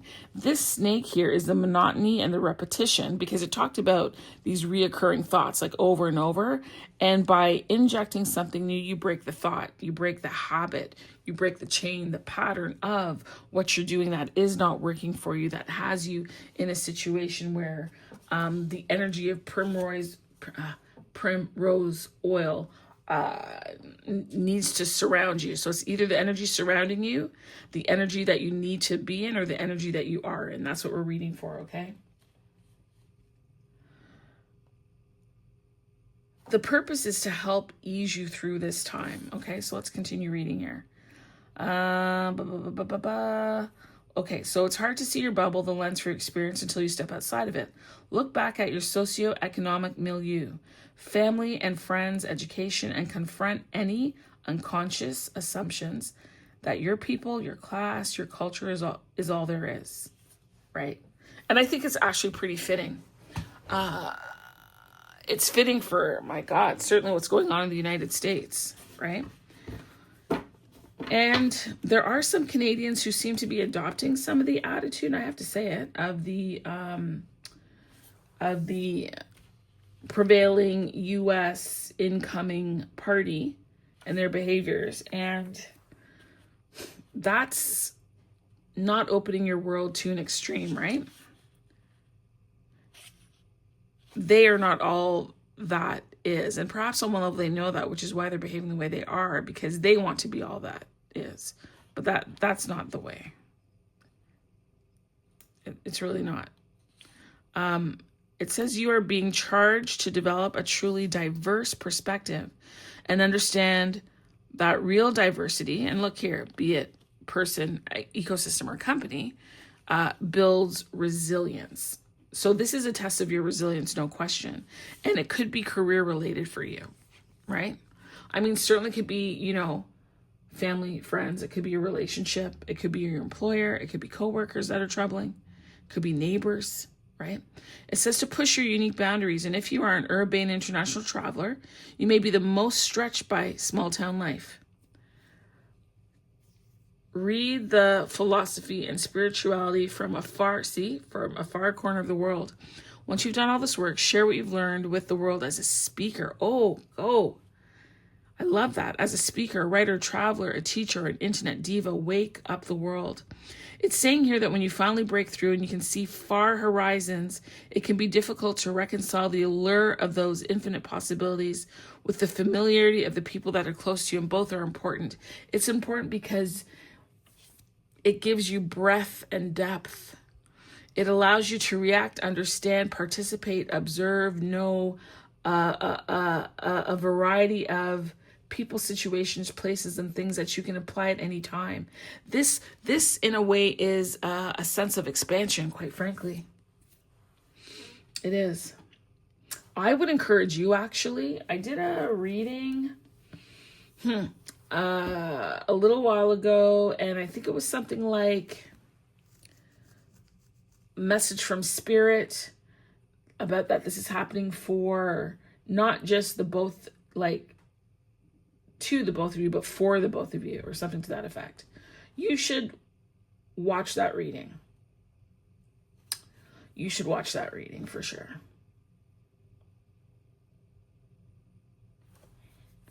Because this isn't a bad reading. This is actually, I find it to be very encouraging, quite frankly. Right? There's a protective force around you. You're being guarded. There's certain actions that you need to take with this Knight of Wands. We've just finished reading about it. It's time for you to expand and expose yourself to new thoughts, ideologies, people, places, things. Maybe start going to meetups. Maybe start going out by yourself, getting the courage. Of course, you know, I want you to feel safe, so do it in a safe fashion. Maybe you can go to book readings, or your local museum, or join a book club, or, you know, a fitness boot camp where you can get connected to other people and learn. If you don't have a library card, get one. I'm not saying don't pay for Audible or any of that stuff, but you can get audiobooks at the library. You can take business courses for free at the library, right? You can get magazines. You can get tapes, cassettes, shows, movies, all these things. So even if it's an issue of finances or time, you can still explore the world. You could learn a new language. Because this King of Swords isn't just like intelligence for intelligence sake, but it's also you acquiring it. And it's so interesting how some of these cards have lined up, quite frankly. With the Justice and the King of Swords both holding their swords uprightly in their right hand. With your choices connected to the Devil, feeling a sense of restriction. Wow. The Knight of Wands and the Queen of Wands, when you take these steps, these action steps, these bolder opportunities of movement to start bringing in what it is that you need and want in your life, that's amazing.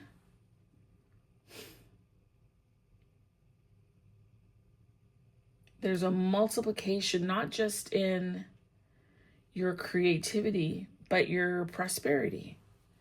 And this here, 10 of Pentacles, is talking about like property, inheritance. But inheritance isn't, to me, just a physical thing. This is a pentacle thing, yes. But remember, as above, so below. So what is above is replicated down here on earth. And it is that knowledge that you're acquiring, because you don't know when or how it's going to come into play. But it is going to help improve and enhance your life. And so this Fool card is about taking new steps, venturing into the new. And there's a lot of growth here when I see it. From the Knight to the Queen, from holding back and kind of being trapped to having the courage to move forward as the Fool and to step into new pursuits. To have the wisdom to know what it is you should and shouldn't choose, because now you're more experienced and you know what it means to make a decision that doesn't align with your higher purpose.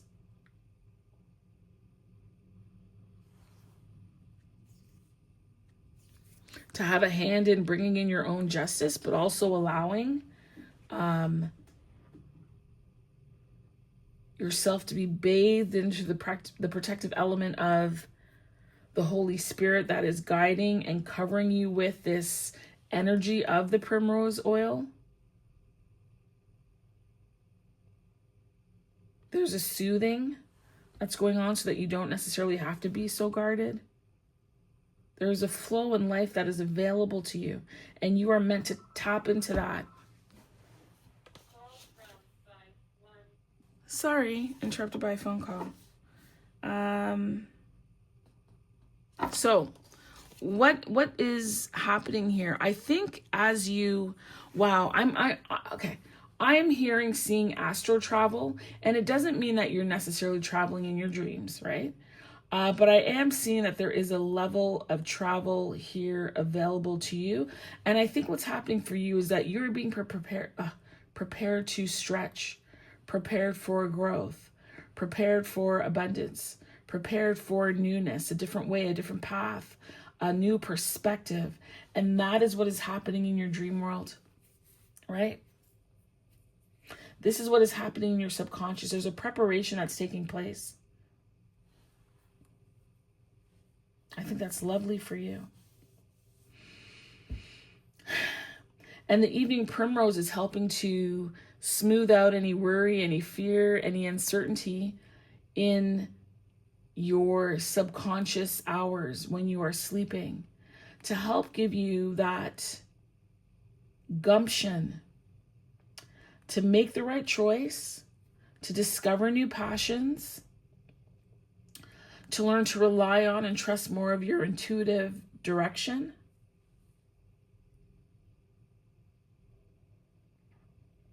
To experience growth through challenge and opportunity. I think in some ways this is helping you to refine your leadership abilities.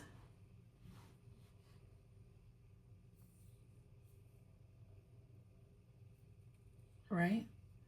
If for some reason you've been jaded in the past, it's giving you a new world perspective.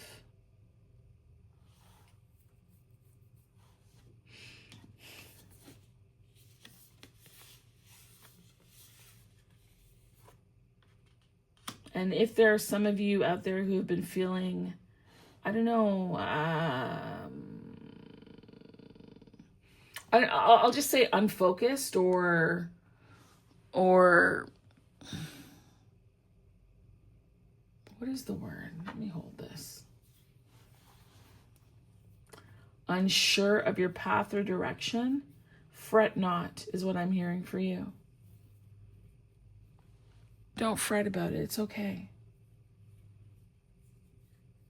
The answers are going to be provided to you in your dreaming time.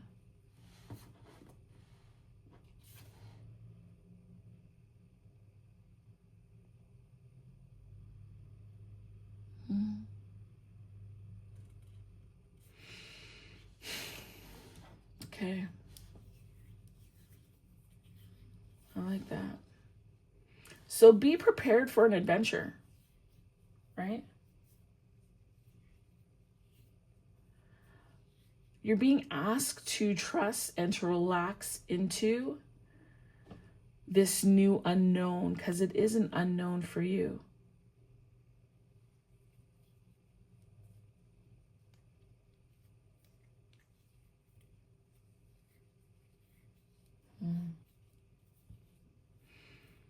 And I think for some of you, you've been unwilling to take the risk or to take a chance or to try something new because there's an element of fear at play. Maybe you were discouraged as a child. But don't let that stop you. What you have is now. Don't let the past continue to haunt you, because that's energy. That's mental energy being spent in a way that is not serving you. Okay? All right, let's continue. The gift. Okay. It says, widen your horizon, expand your world, explore in your mind, body, and soul. Teach what you know. The world is waiting. I would also say to you, there might be some people here who have wanted to be authors or teachers or speakers and to show up on the world stage. Like, this is a map. And you're not meant to be... You're not meant to be just local. Shh. Shh. You're not meant to be just local. You're not. All right, what can I give you? What card can I give you to wrap? Let me see. What decks do I have here? You know what I'm going to do? I'm going to give you... Here we go. I'm going to give you a spirit animal. I didn't do that for any other deck, but I think it's appropriate for you. You need a spirit animal. Okay. I'll put that up there.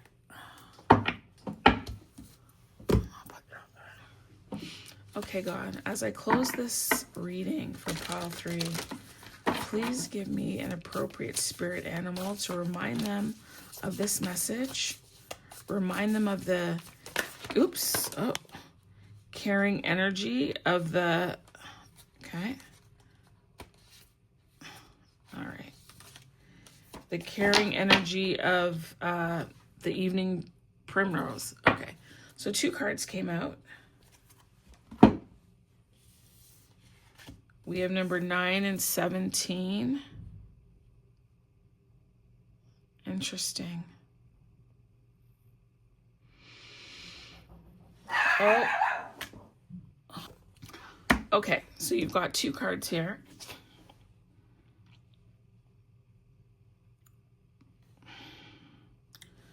The crow spirit and the brown bear spirit. So we're going to start with the co-create spirit. Oops. Oh, my phone's really hot. Let's go there. Okay. So it's saying to co-create with spirit. Okay, let's get through this. So your message is, as you look around, can you sense the magic that pulses through the world? Have you witnessed how every thought can become a thing? How every intention can call the universe into action as the sacred laws shape what you experience, see? The universe works in perfect order. When you align your thoughts, feelings, and beliefs with spirit, you will want to crow with delight, feeling the excitement and wonder of being in harmony with something much larger than yourself. Crow spirit says you are right on target now to see your dreams magically come into the being in the visible world. The laws of abundance, compensation, frequency, and praise are operating in your favor now. That's evening primrose energy, okay? It's assisting you. So remember to be grateful and praise what is yours, even if it is still coalescing into form, still residing in the invisible realms of co-creation. No matter what area of your life you're concerned with now, what you hope for is on its way, for spirit is your co-creation partner. I think that's lovely. I do. That's gorgeous.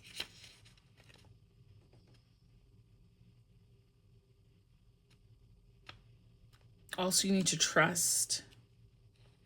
You need to trust that things will right themselves, okay? And then there is 9. Okay, so 9. It says that there is a time to act and a time to focus your attention on patient strategizing. The arrival of brown bear spirit signals that you are best served by foregoing hard work towards your goals at this moment, and instead taking the time out to meditate or just take a nap so you could refresh yourself. Do you understand that? Didn't I just finish saying to you that the answers are going to come to you through your dream?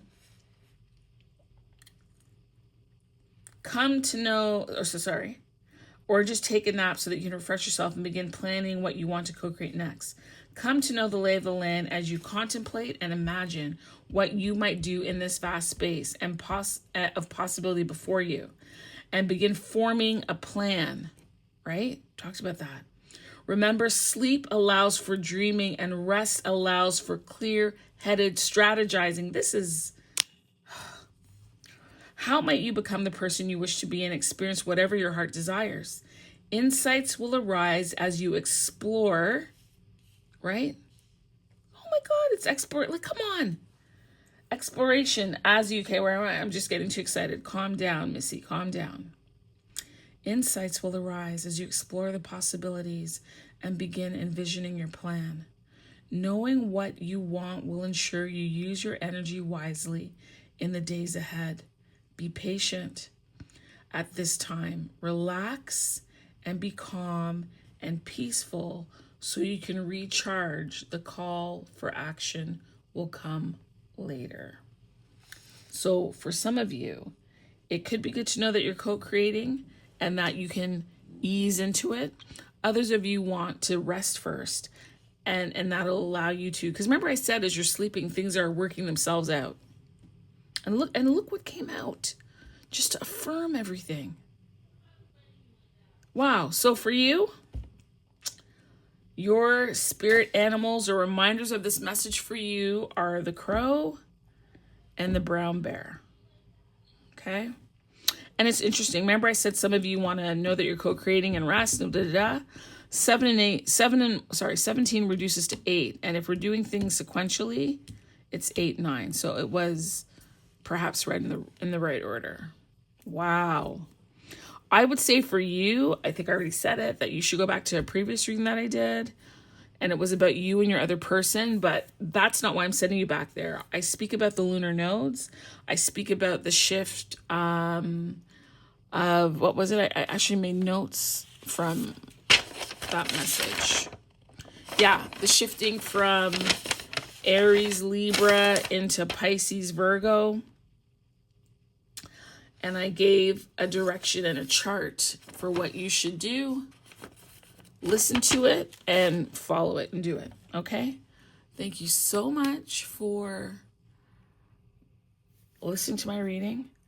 And if you've gotten this far in the comments, if you could either put a crow or a bear, that would be amazing. Thank you so much. Take care. Hey, group 4. You're the last group.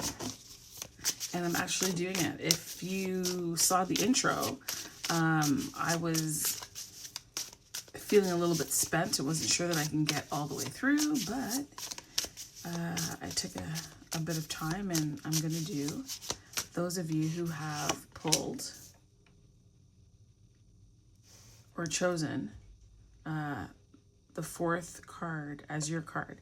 So the 4th card is number 26, and it's called Valerian. And we're going to read and see. Oh, we're just going to turn all those over. We're going to read and see what it is, okay? So this is about what energy is either surrounding you, you're embodying, or need to embody, okay? So let's take a look. And what you might want to do, which I didn't say to the other group, so this is just for you, is that you might want to pick 3 out of 4 piles, meaning the energy surrounding you, the energy you're embodying, the energy you're needing to embody. It doesn't mean you necessarily have to do 3. Maybe the energy that is surrounding you and that you are is one pile, and the energy that you are embodying is another pile. But I didn't say it to any other group, so there's a reason why you're getting that message, okay? So I'm going to read to you what this card is supposed to mean. So it says Swampy Dreamer, okay? See it there. Valerian is, and you know what? I can't remember if it was the first or the second pile, but one of the two had something similar to Valerian, just the name itself. Anyway, it is a dank musk of deep sleep. This alley wanders the cave and recesses of the dream world, the starry abyss of the mind. Valerian takes us to the center of the world, the heart of the matter, to our very core. For some, Valerian is a relaxing, melting surrender. For others, the experience of this ally is hot, agitated, and stimulating. Perhaps this paradoxical presentation has to do with your own relationship to these underground, underbelly places. Valerian taps into the currents in your body that regulate heat, both in physical temperature and in energetic states like anger, irritation, and unresolved negativity. Valerian may cause the heat to rise and surface,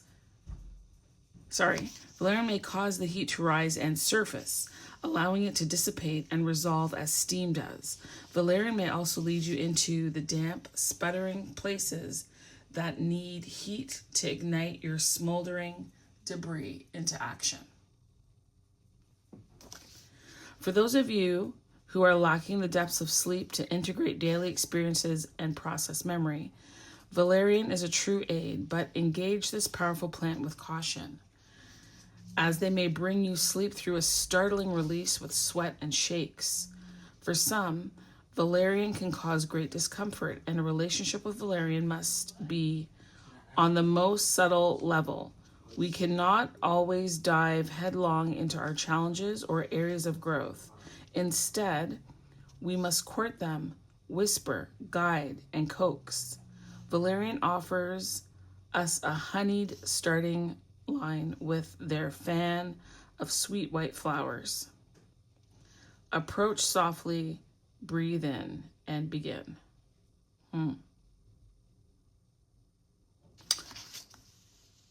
So for those lacking the depth of sleep, processing memory and experiences of the day, it can either lull you in nicely or it can be very startling and uncomfortable. It's about you experiencing and going after areas of growth and challenges that you're experiencing, which are going to be areas of growth for you. So what I'm hearing for you is that there's a message of getting prepared or preparedness that is required. I feel like spirit is around you and shifting and organizing things to support you through this new journey. I'm not reading anymore. I'm actually talking to you. Through this new journey.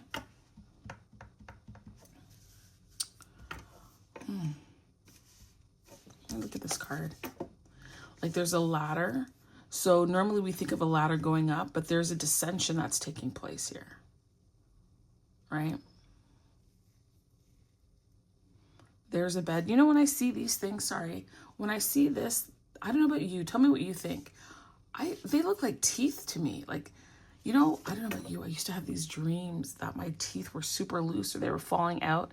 And the weird thing is you could feel that your teeth were loose or like they were falling out.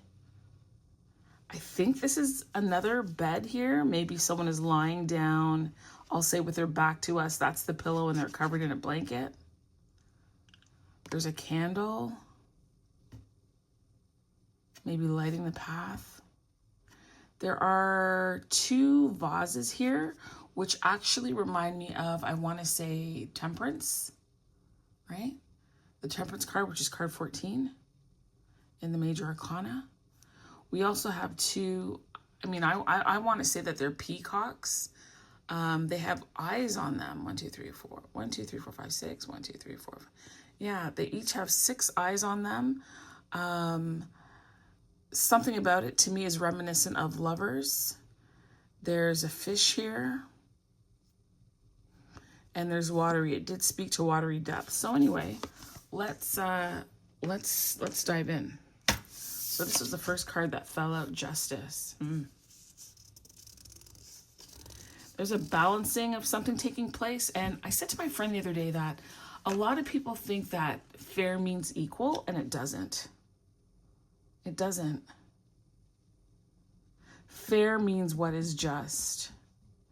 So sometimes it makes sense for someone to have more than you because that is actually fair. That is actually just. You understand? We just tend to assume that it means even and equal, and it doesn't. I think justice and balance means what is appropriate and what is right. All right, so let's look at these cards here.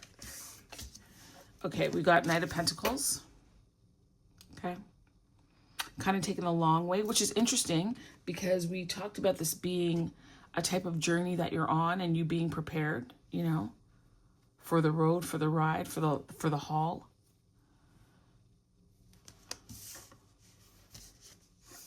This one, Page of Swords. So this is a process of learning and information gathering. When I see what came to mind is being studious. Maybe some of you are studying for a certification, you're in school, you're up-leveling your skill set, a doctorate, a master's, a bachelor's, what have you, whatever certification in your field of work. There's a time of learning and being observant.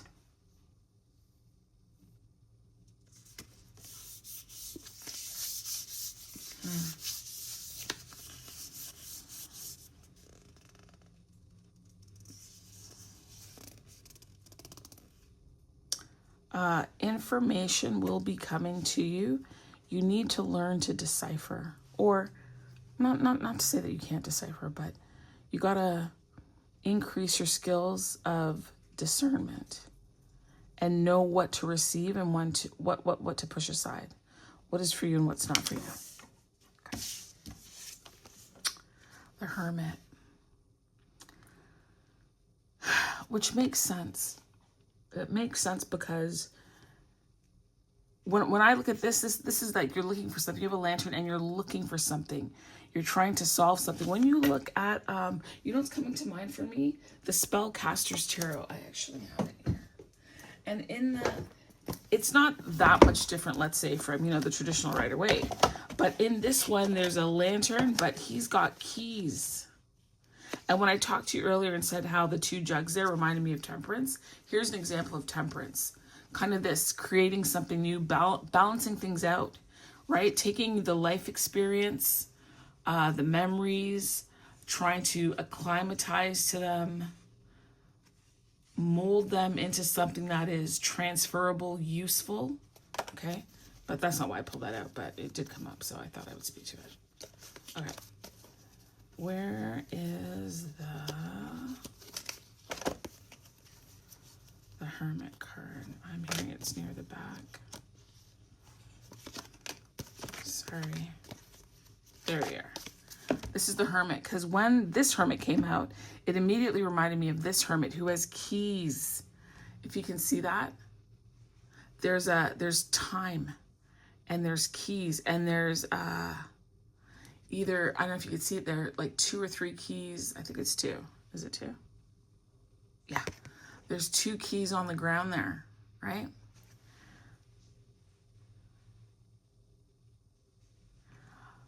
I'm hearing for some of you something is lost, that you're looking for something. And the purpose of these dreams is to provide the answer that you're looking for, to give you the pathway.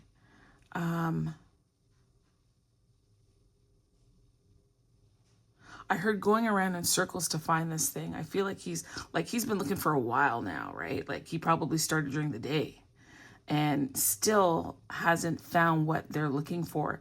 And that is why your dreams are coming to you and why you're having these dreams, this energy of, as I said, preparedness. Know that in some ways you are already prepared for whatever the task is, whatever the journey is. Why? Because and I don't care what time it is that you're walking around with a candle and you've got to have matches or something, right? There is preparedness there. There's forethought there. But you're looking. And then here there's a lantern. Looking. And the looking is internal. You might be trying to assess external events internally. Nonetheless, this looking, this search is within. Okay. I'm going to leave this card out. Okay, I'm going to put these away.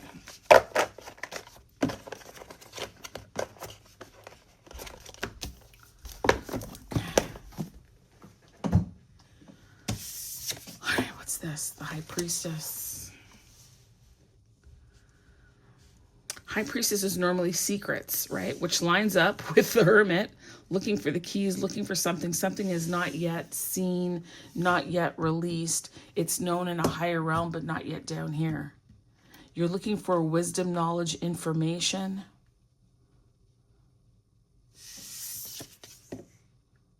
Two of Pentacles, again, balance connected to justice.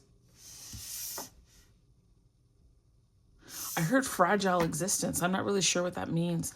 I only say that because this man is balancing on an egg, you know. And then here, Magician.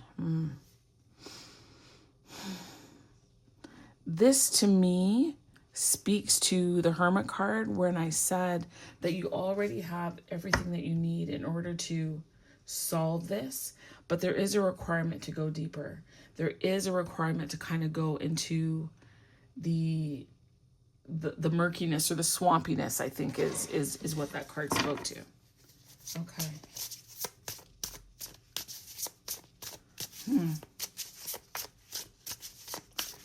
I almost feel that your higher self knows what it is that you're looking for. They know the answer, but you've got to go through this process of self-discovery and figuring things out yourself. I heard left no stone unturned. Whatever that means to any of you. Okay. Let me see. What other deck can I get up for you? Let me put that down. Okay. You know what? Okay. Oh, am I crooked? Sorry. I'm going to get the Moonology Oracle messages.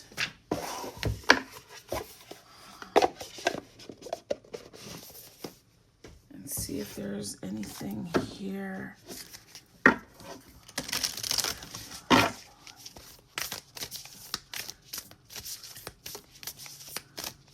And I'm just quiet right now because I'm praying and I'm concentrating. Okay. Oh, that fell on the floor.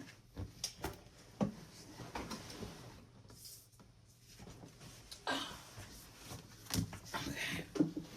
All right, what does this say? Look at that. Moon magic transformation.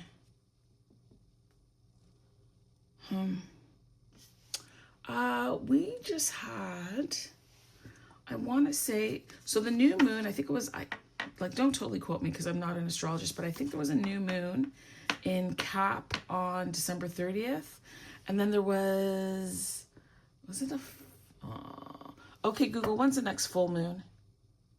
Sorry, I don't understand. What?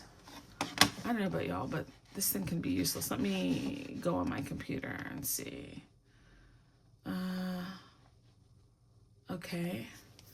Next full moon.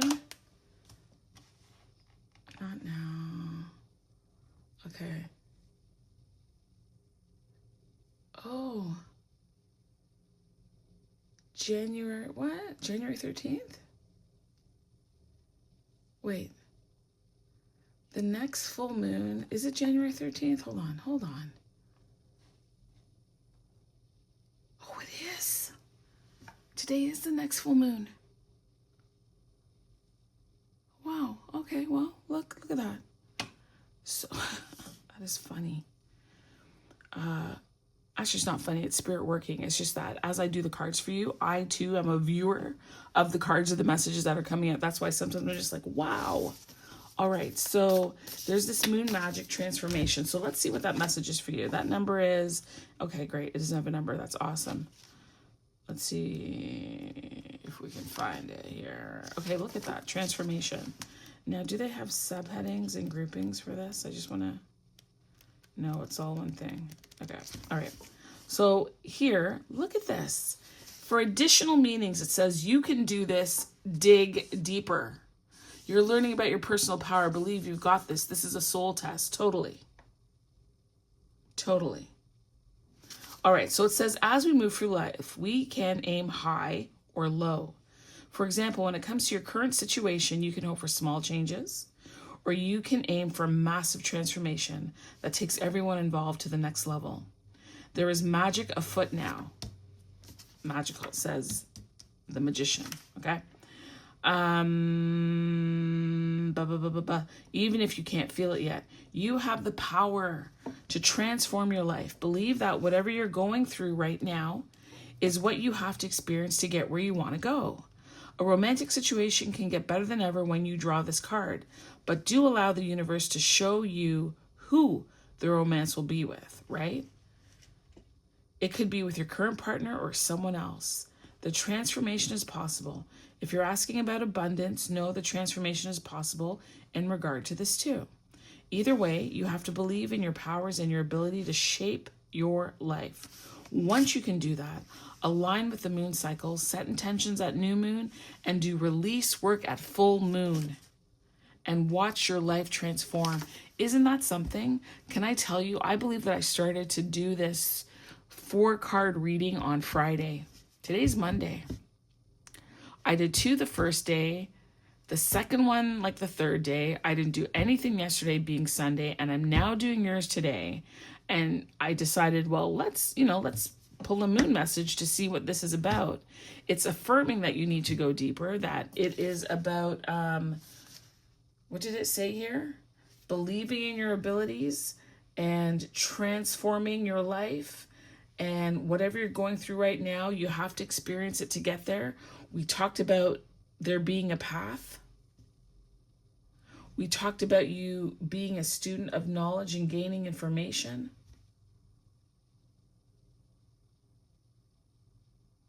That's wild.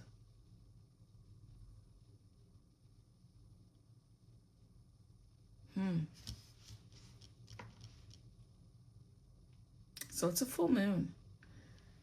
It's saying here that the fact that you're reading this suggests you're ready to tap into that, about the magical qualities of the moon. It's saying to go out into the moonlight and make beautiful magic. Better yet, do it with some like-minded souls. And if honestly, I know for me, I have one friend that I could talk to about this. Not everything has to be shared with everybody. Actually, that's not true. I have two. Not everything that you talk about has to be shared with everybody. There are elements of yourself that you're allowed to keep. But for the fact that today is the next full moon, 13th of January, 2025, and we've got moon magic and transformation, is wild. And this is a time for you to hope. So, listen, sometimes before I go to bed, what I do is I ask Mother and Father God, and I say, look, I would like some answers to this, or I would like to dream about this. And I say a prayer about it. And if I don't get it that night, I get it the next night. And so whatever might be troubling you right now, right? Sometimes we don't even know what's bothering us. Can I tell you that? Sometimes we don't even know why we are perturbed, disturbed, feeling anxiety, confusion, fog, lethargy. We're not even totally clear, Or sometimes we know what it is and we just need help getting over that hump. You might be tired and not as energetic as possible because you're not sleeping enough or you're not eating the right foods. So then ask the Holy Spirit to help you. Ask God to guide and show you and put in your pathway what you can do to correct certain behaviors, right? But this plant here is about relaxing into something. It's about guidance. The moon is about what is hidden, and it's also about a new and different perspective. Because when the sun is shining, we see things differently. I don't know about you. I know when I'm driving at night, things look different. I was going to Costco the other night. I don't know why I thought I would just follow this guy. I was kind of following blindly. He made the same mistake as me. Normally you would turn this way to go up to get to the lights to avoid all the traffic. He went past it, and I realized I went past it, and we both had to U-turn and course correct and go back to where we need to. Things look different at night. So this is also about perspective, okay?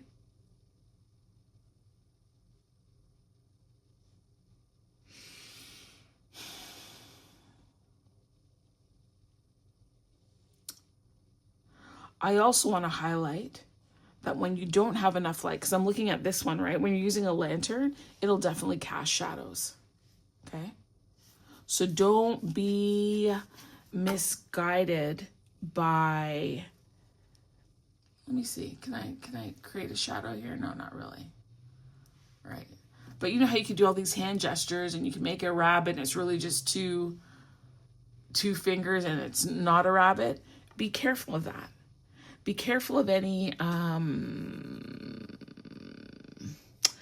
it's not the right phrase. I'm being given something, but I think it is that I'm to say, don't misinterpret your dreams, right? Like, don't take something that is shadowy. Like, pay attention to everything, notice things, but be careful what you pick up in the dreams. Be careful about the information that is coming to you, all right? Remember, I said you cannot take everything that comes with you. You need to know what information to receive and what to decipher and push away. And that's really important during this phase. So there's a number of things. What is right or fair doesn't necessarily mean even, but it is just. It doesn't necessarily mean equal, but it is just, okay? When I see the Two of Pentacles, it's generally an earth thing, but I see it as balancing the ethereal with the earthly. And then that gap in between and learning to manage it. And we already talked about the melding of yourself, because on two levels. One, this was the message for transformation, right? But the other part with regards to the Valerian card is that you are melding your experiences and your memories in such a way, in such a fashion. Remember, there are the two vases here with water, okay? Doesn't that look like, this reminds me of either an aloe plant for healing, because there is some healing that will be taking place, or a boogeyman of sorts for some reason, right? I don't know what these things are, if they're supposed to be crescent moons or leaves or something. Sometimes, you know, the artwork in some of these decks, it's not always clear to me. I'm not going to say it's not clear to lots of people, but to me, it can be interpreted a number of ways. And we also talked about journey, because this version of the Hermit has a stick, her wand, it is not only a guide, it is also a support. It is also a defense, a protection, right? You can put it out before you, kind of to test what is out there, test your footing, for sure footing. You know, and it's funny as I look at it, like in these cards, what I love about these cards, she makes them 3D. Even her foot is coming out. The staff is out. This is stepping into the unknown. Looking for keys that have been lost, the keys, the answers. And the answer may very well come to you. For those of you that are watching this now, either now or by the next full moon for you, because it's about release. All this time you've been, you know, this has been boiling up, bubbling up under the surface, in the dark, at night.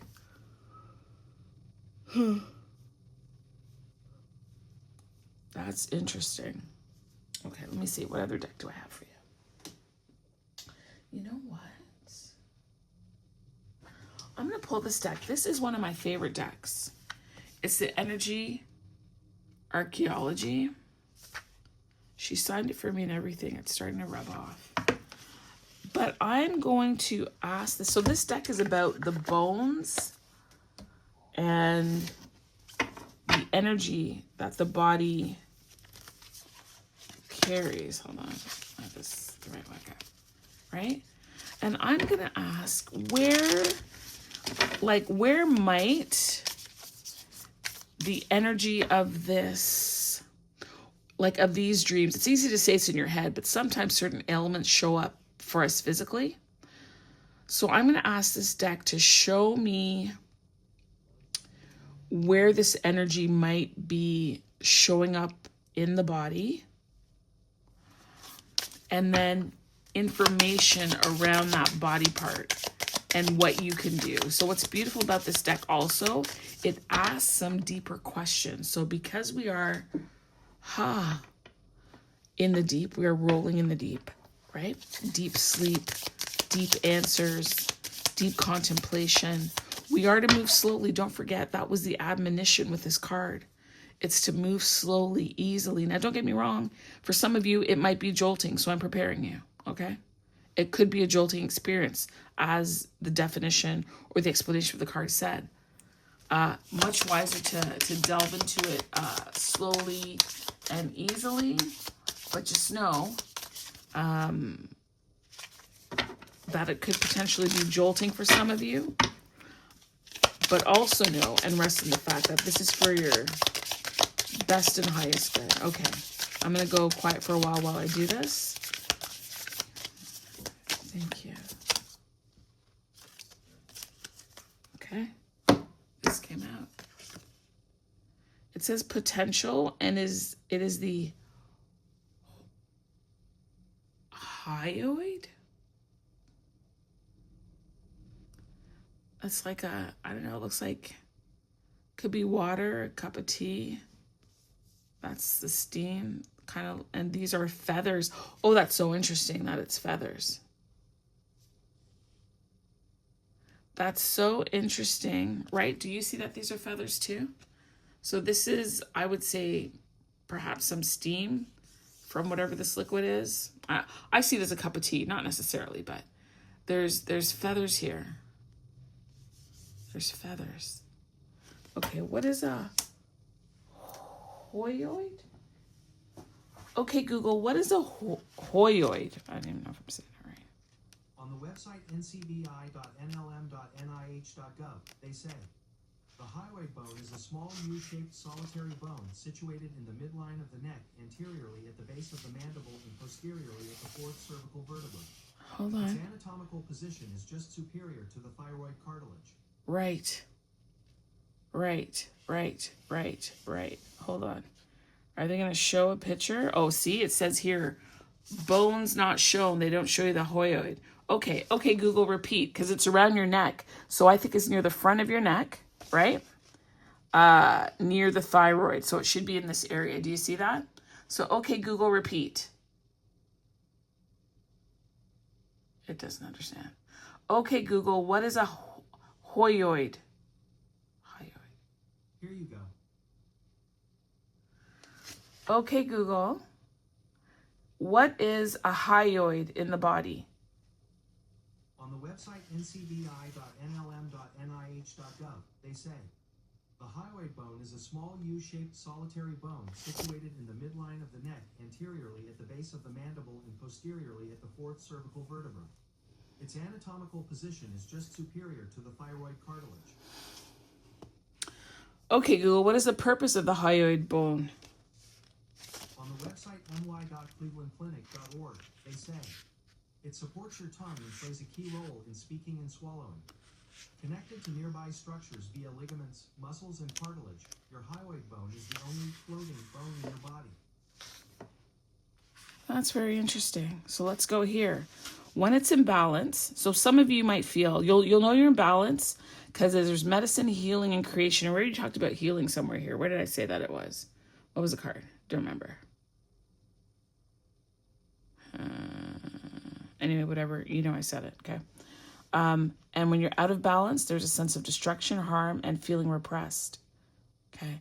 It says the hyoid bone is a U or a horseshoe-shaped bone located in the front of the neck.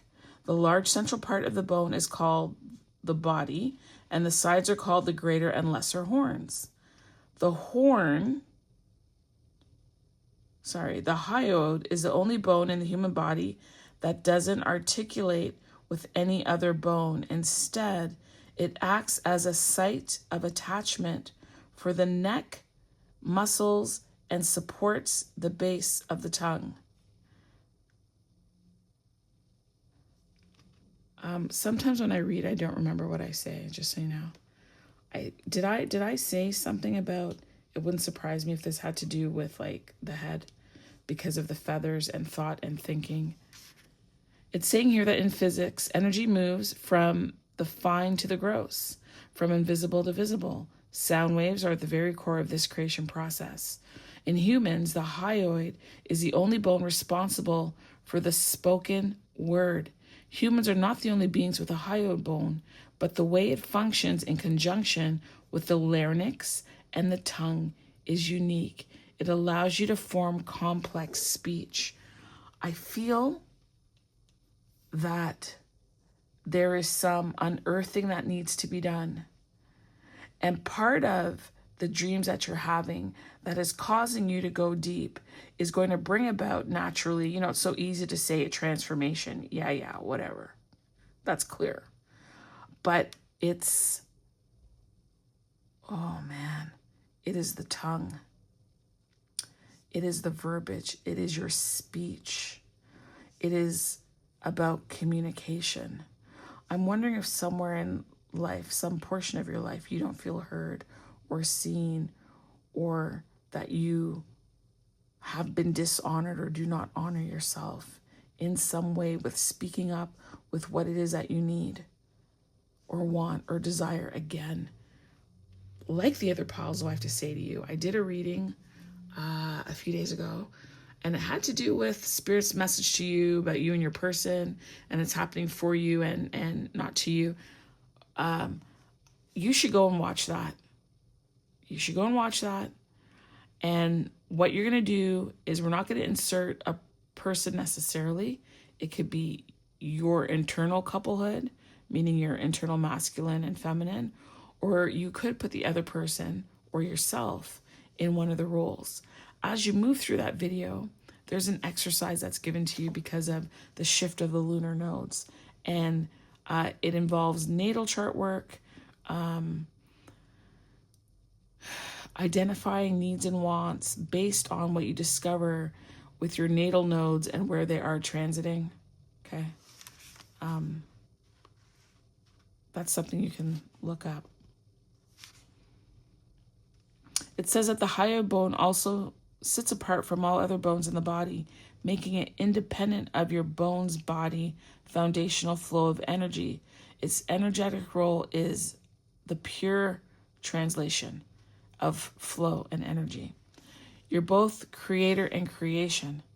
You were chosen and birthed in this incarnation, and you are connected to the gifts of creation, sound, light, vibration.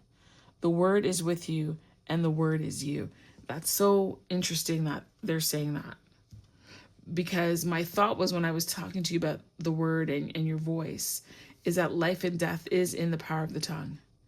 It's in our interpretation, our understanding, and the only person that can do the most harm to ourselves is us with our self-talk, our own internal speech. Again, coming back to this Page of Swords, discernment is required. There's information you need to accept and other information that you don't, including from you. It says here, owning your power as a creator may feel like a heavy responsibility because speech and sound have created brokenness in the world. You may have created brokenness. You may have, what? You may also feel perceived brokenness within you. Oh my gosh. Okay. Do not let yourself be defined by what feels broken, because you are also a healer. We talked about that. We talked about it. So when you speak of these broken things, parts and pieces, but not from them, you receive, yes, you can speak of them. So that's why the way in which you speak about yourself, the way in which you interpret your dreams, the way in which you give verbiage to your story is really important.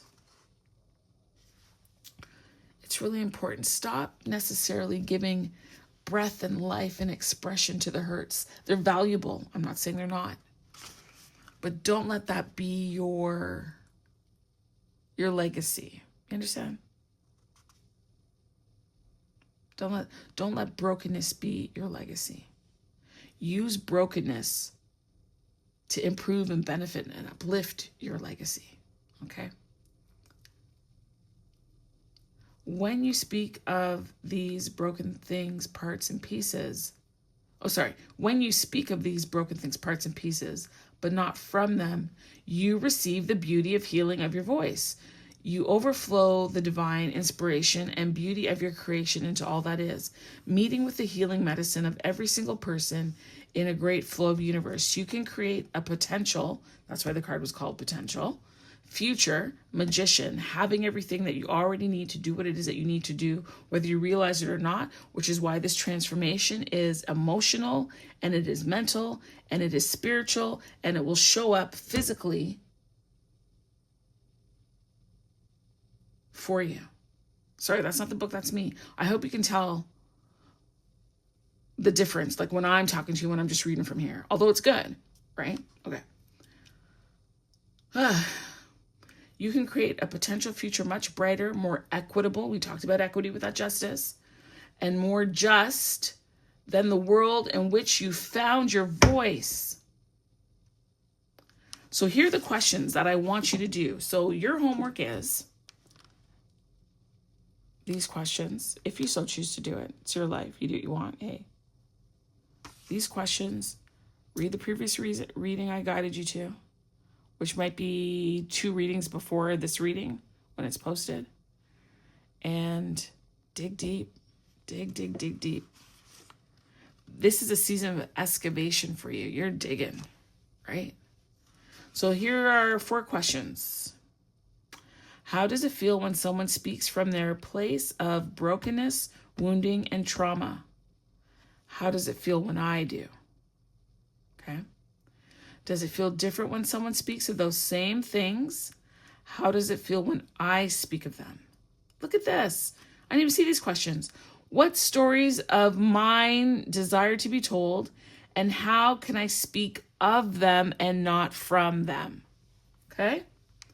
And then how can I lend my voice, my unique story, in a way that harmonizes with others and uplifts and not competes and distracts? So for some of you, you might be in a situation where there's some, I don't know, competition. Could be work, sibling rivalry, those kind of things. Your interaction with people, difficulty.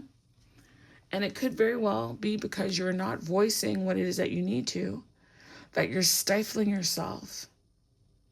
And therefore, this conflict, this difficulty is being worked out in your sleeping life because it's not being addressed in your awakened life.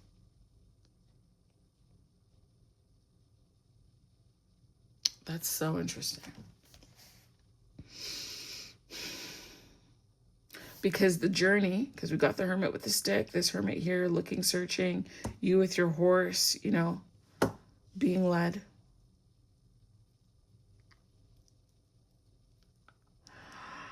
You know what flashed for me? This Knight of Pentacles. This Knight of Pentacles also reminds me of the Fool card. And the Fool, whoever it is, normally is about to go off the cliff and the dog is barking and warning them. And horses will normally follow along and take guidance and direction and instruction until they think there's really true harm there, right?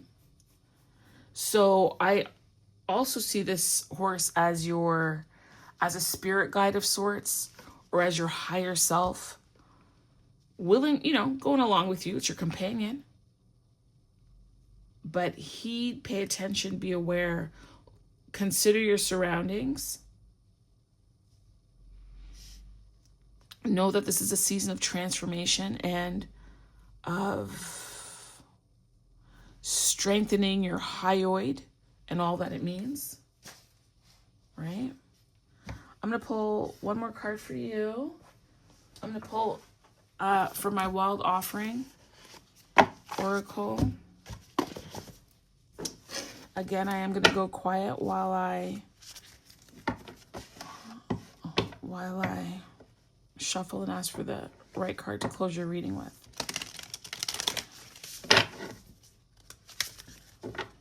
You know, I have to say, it's funny.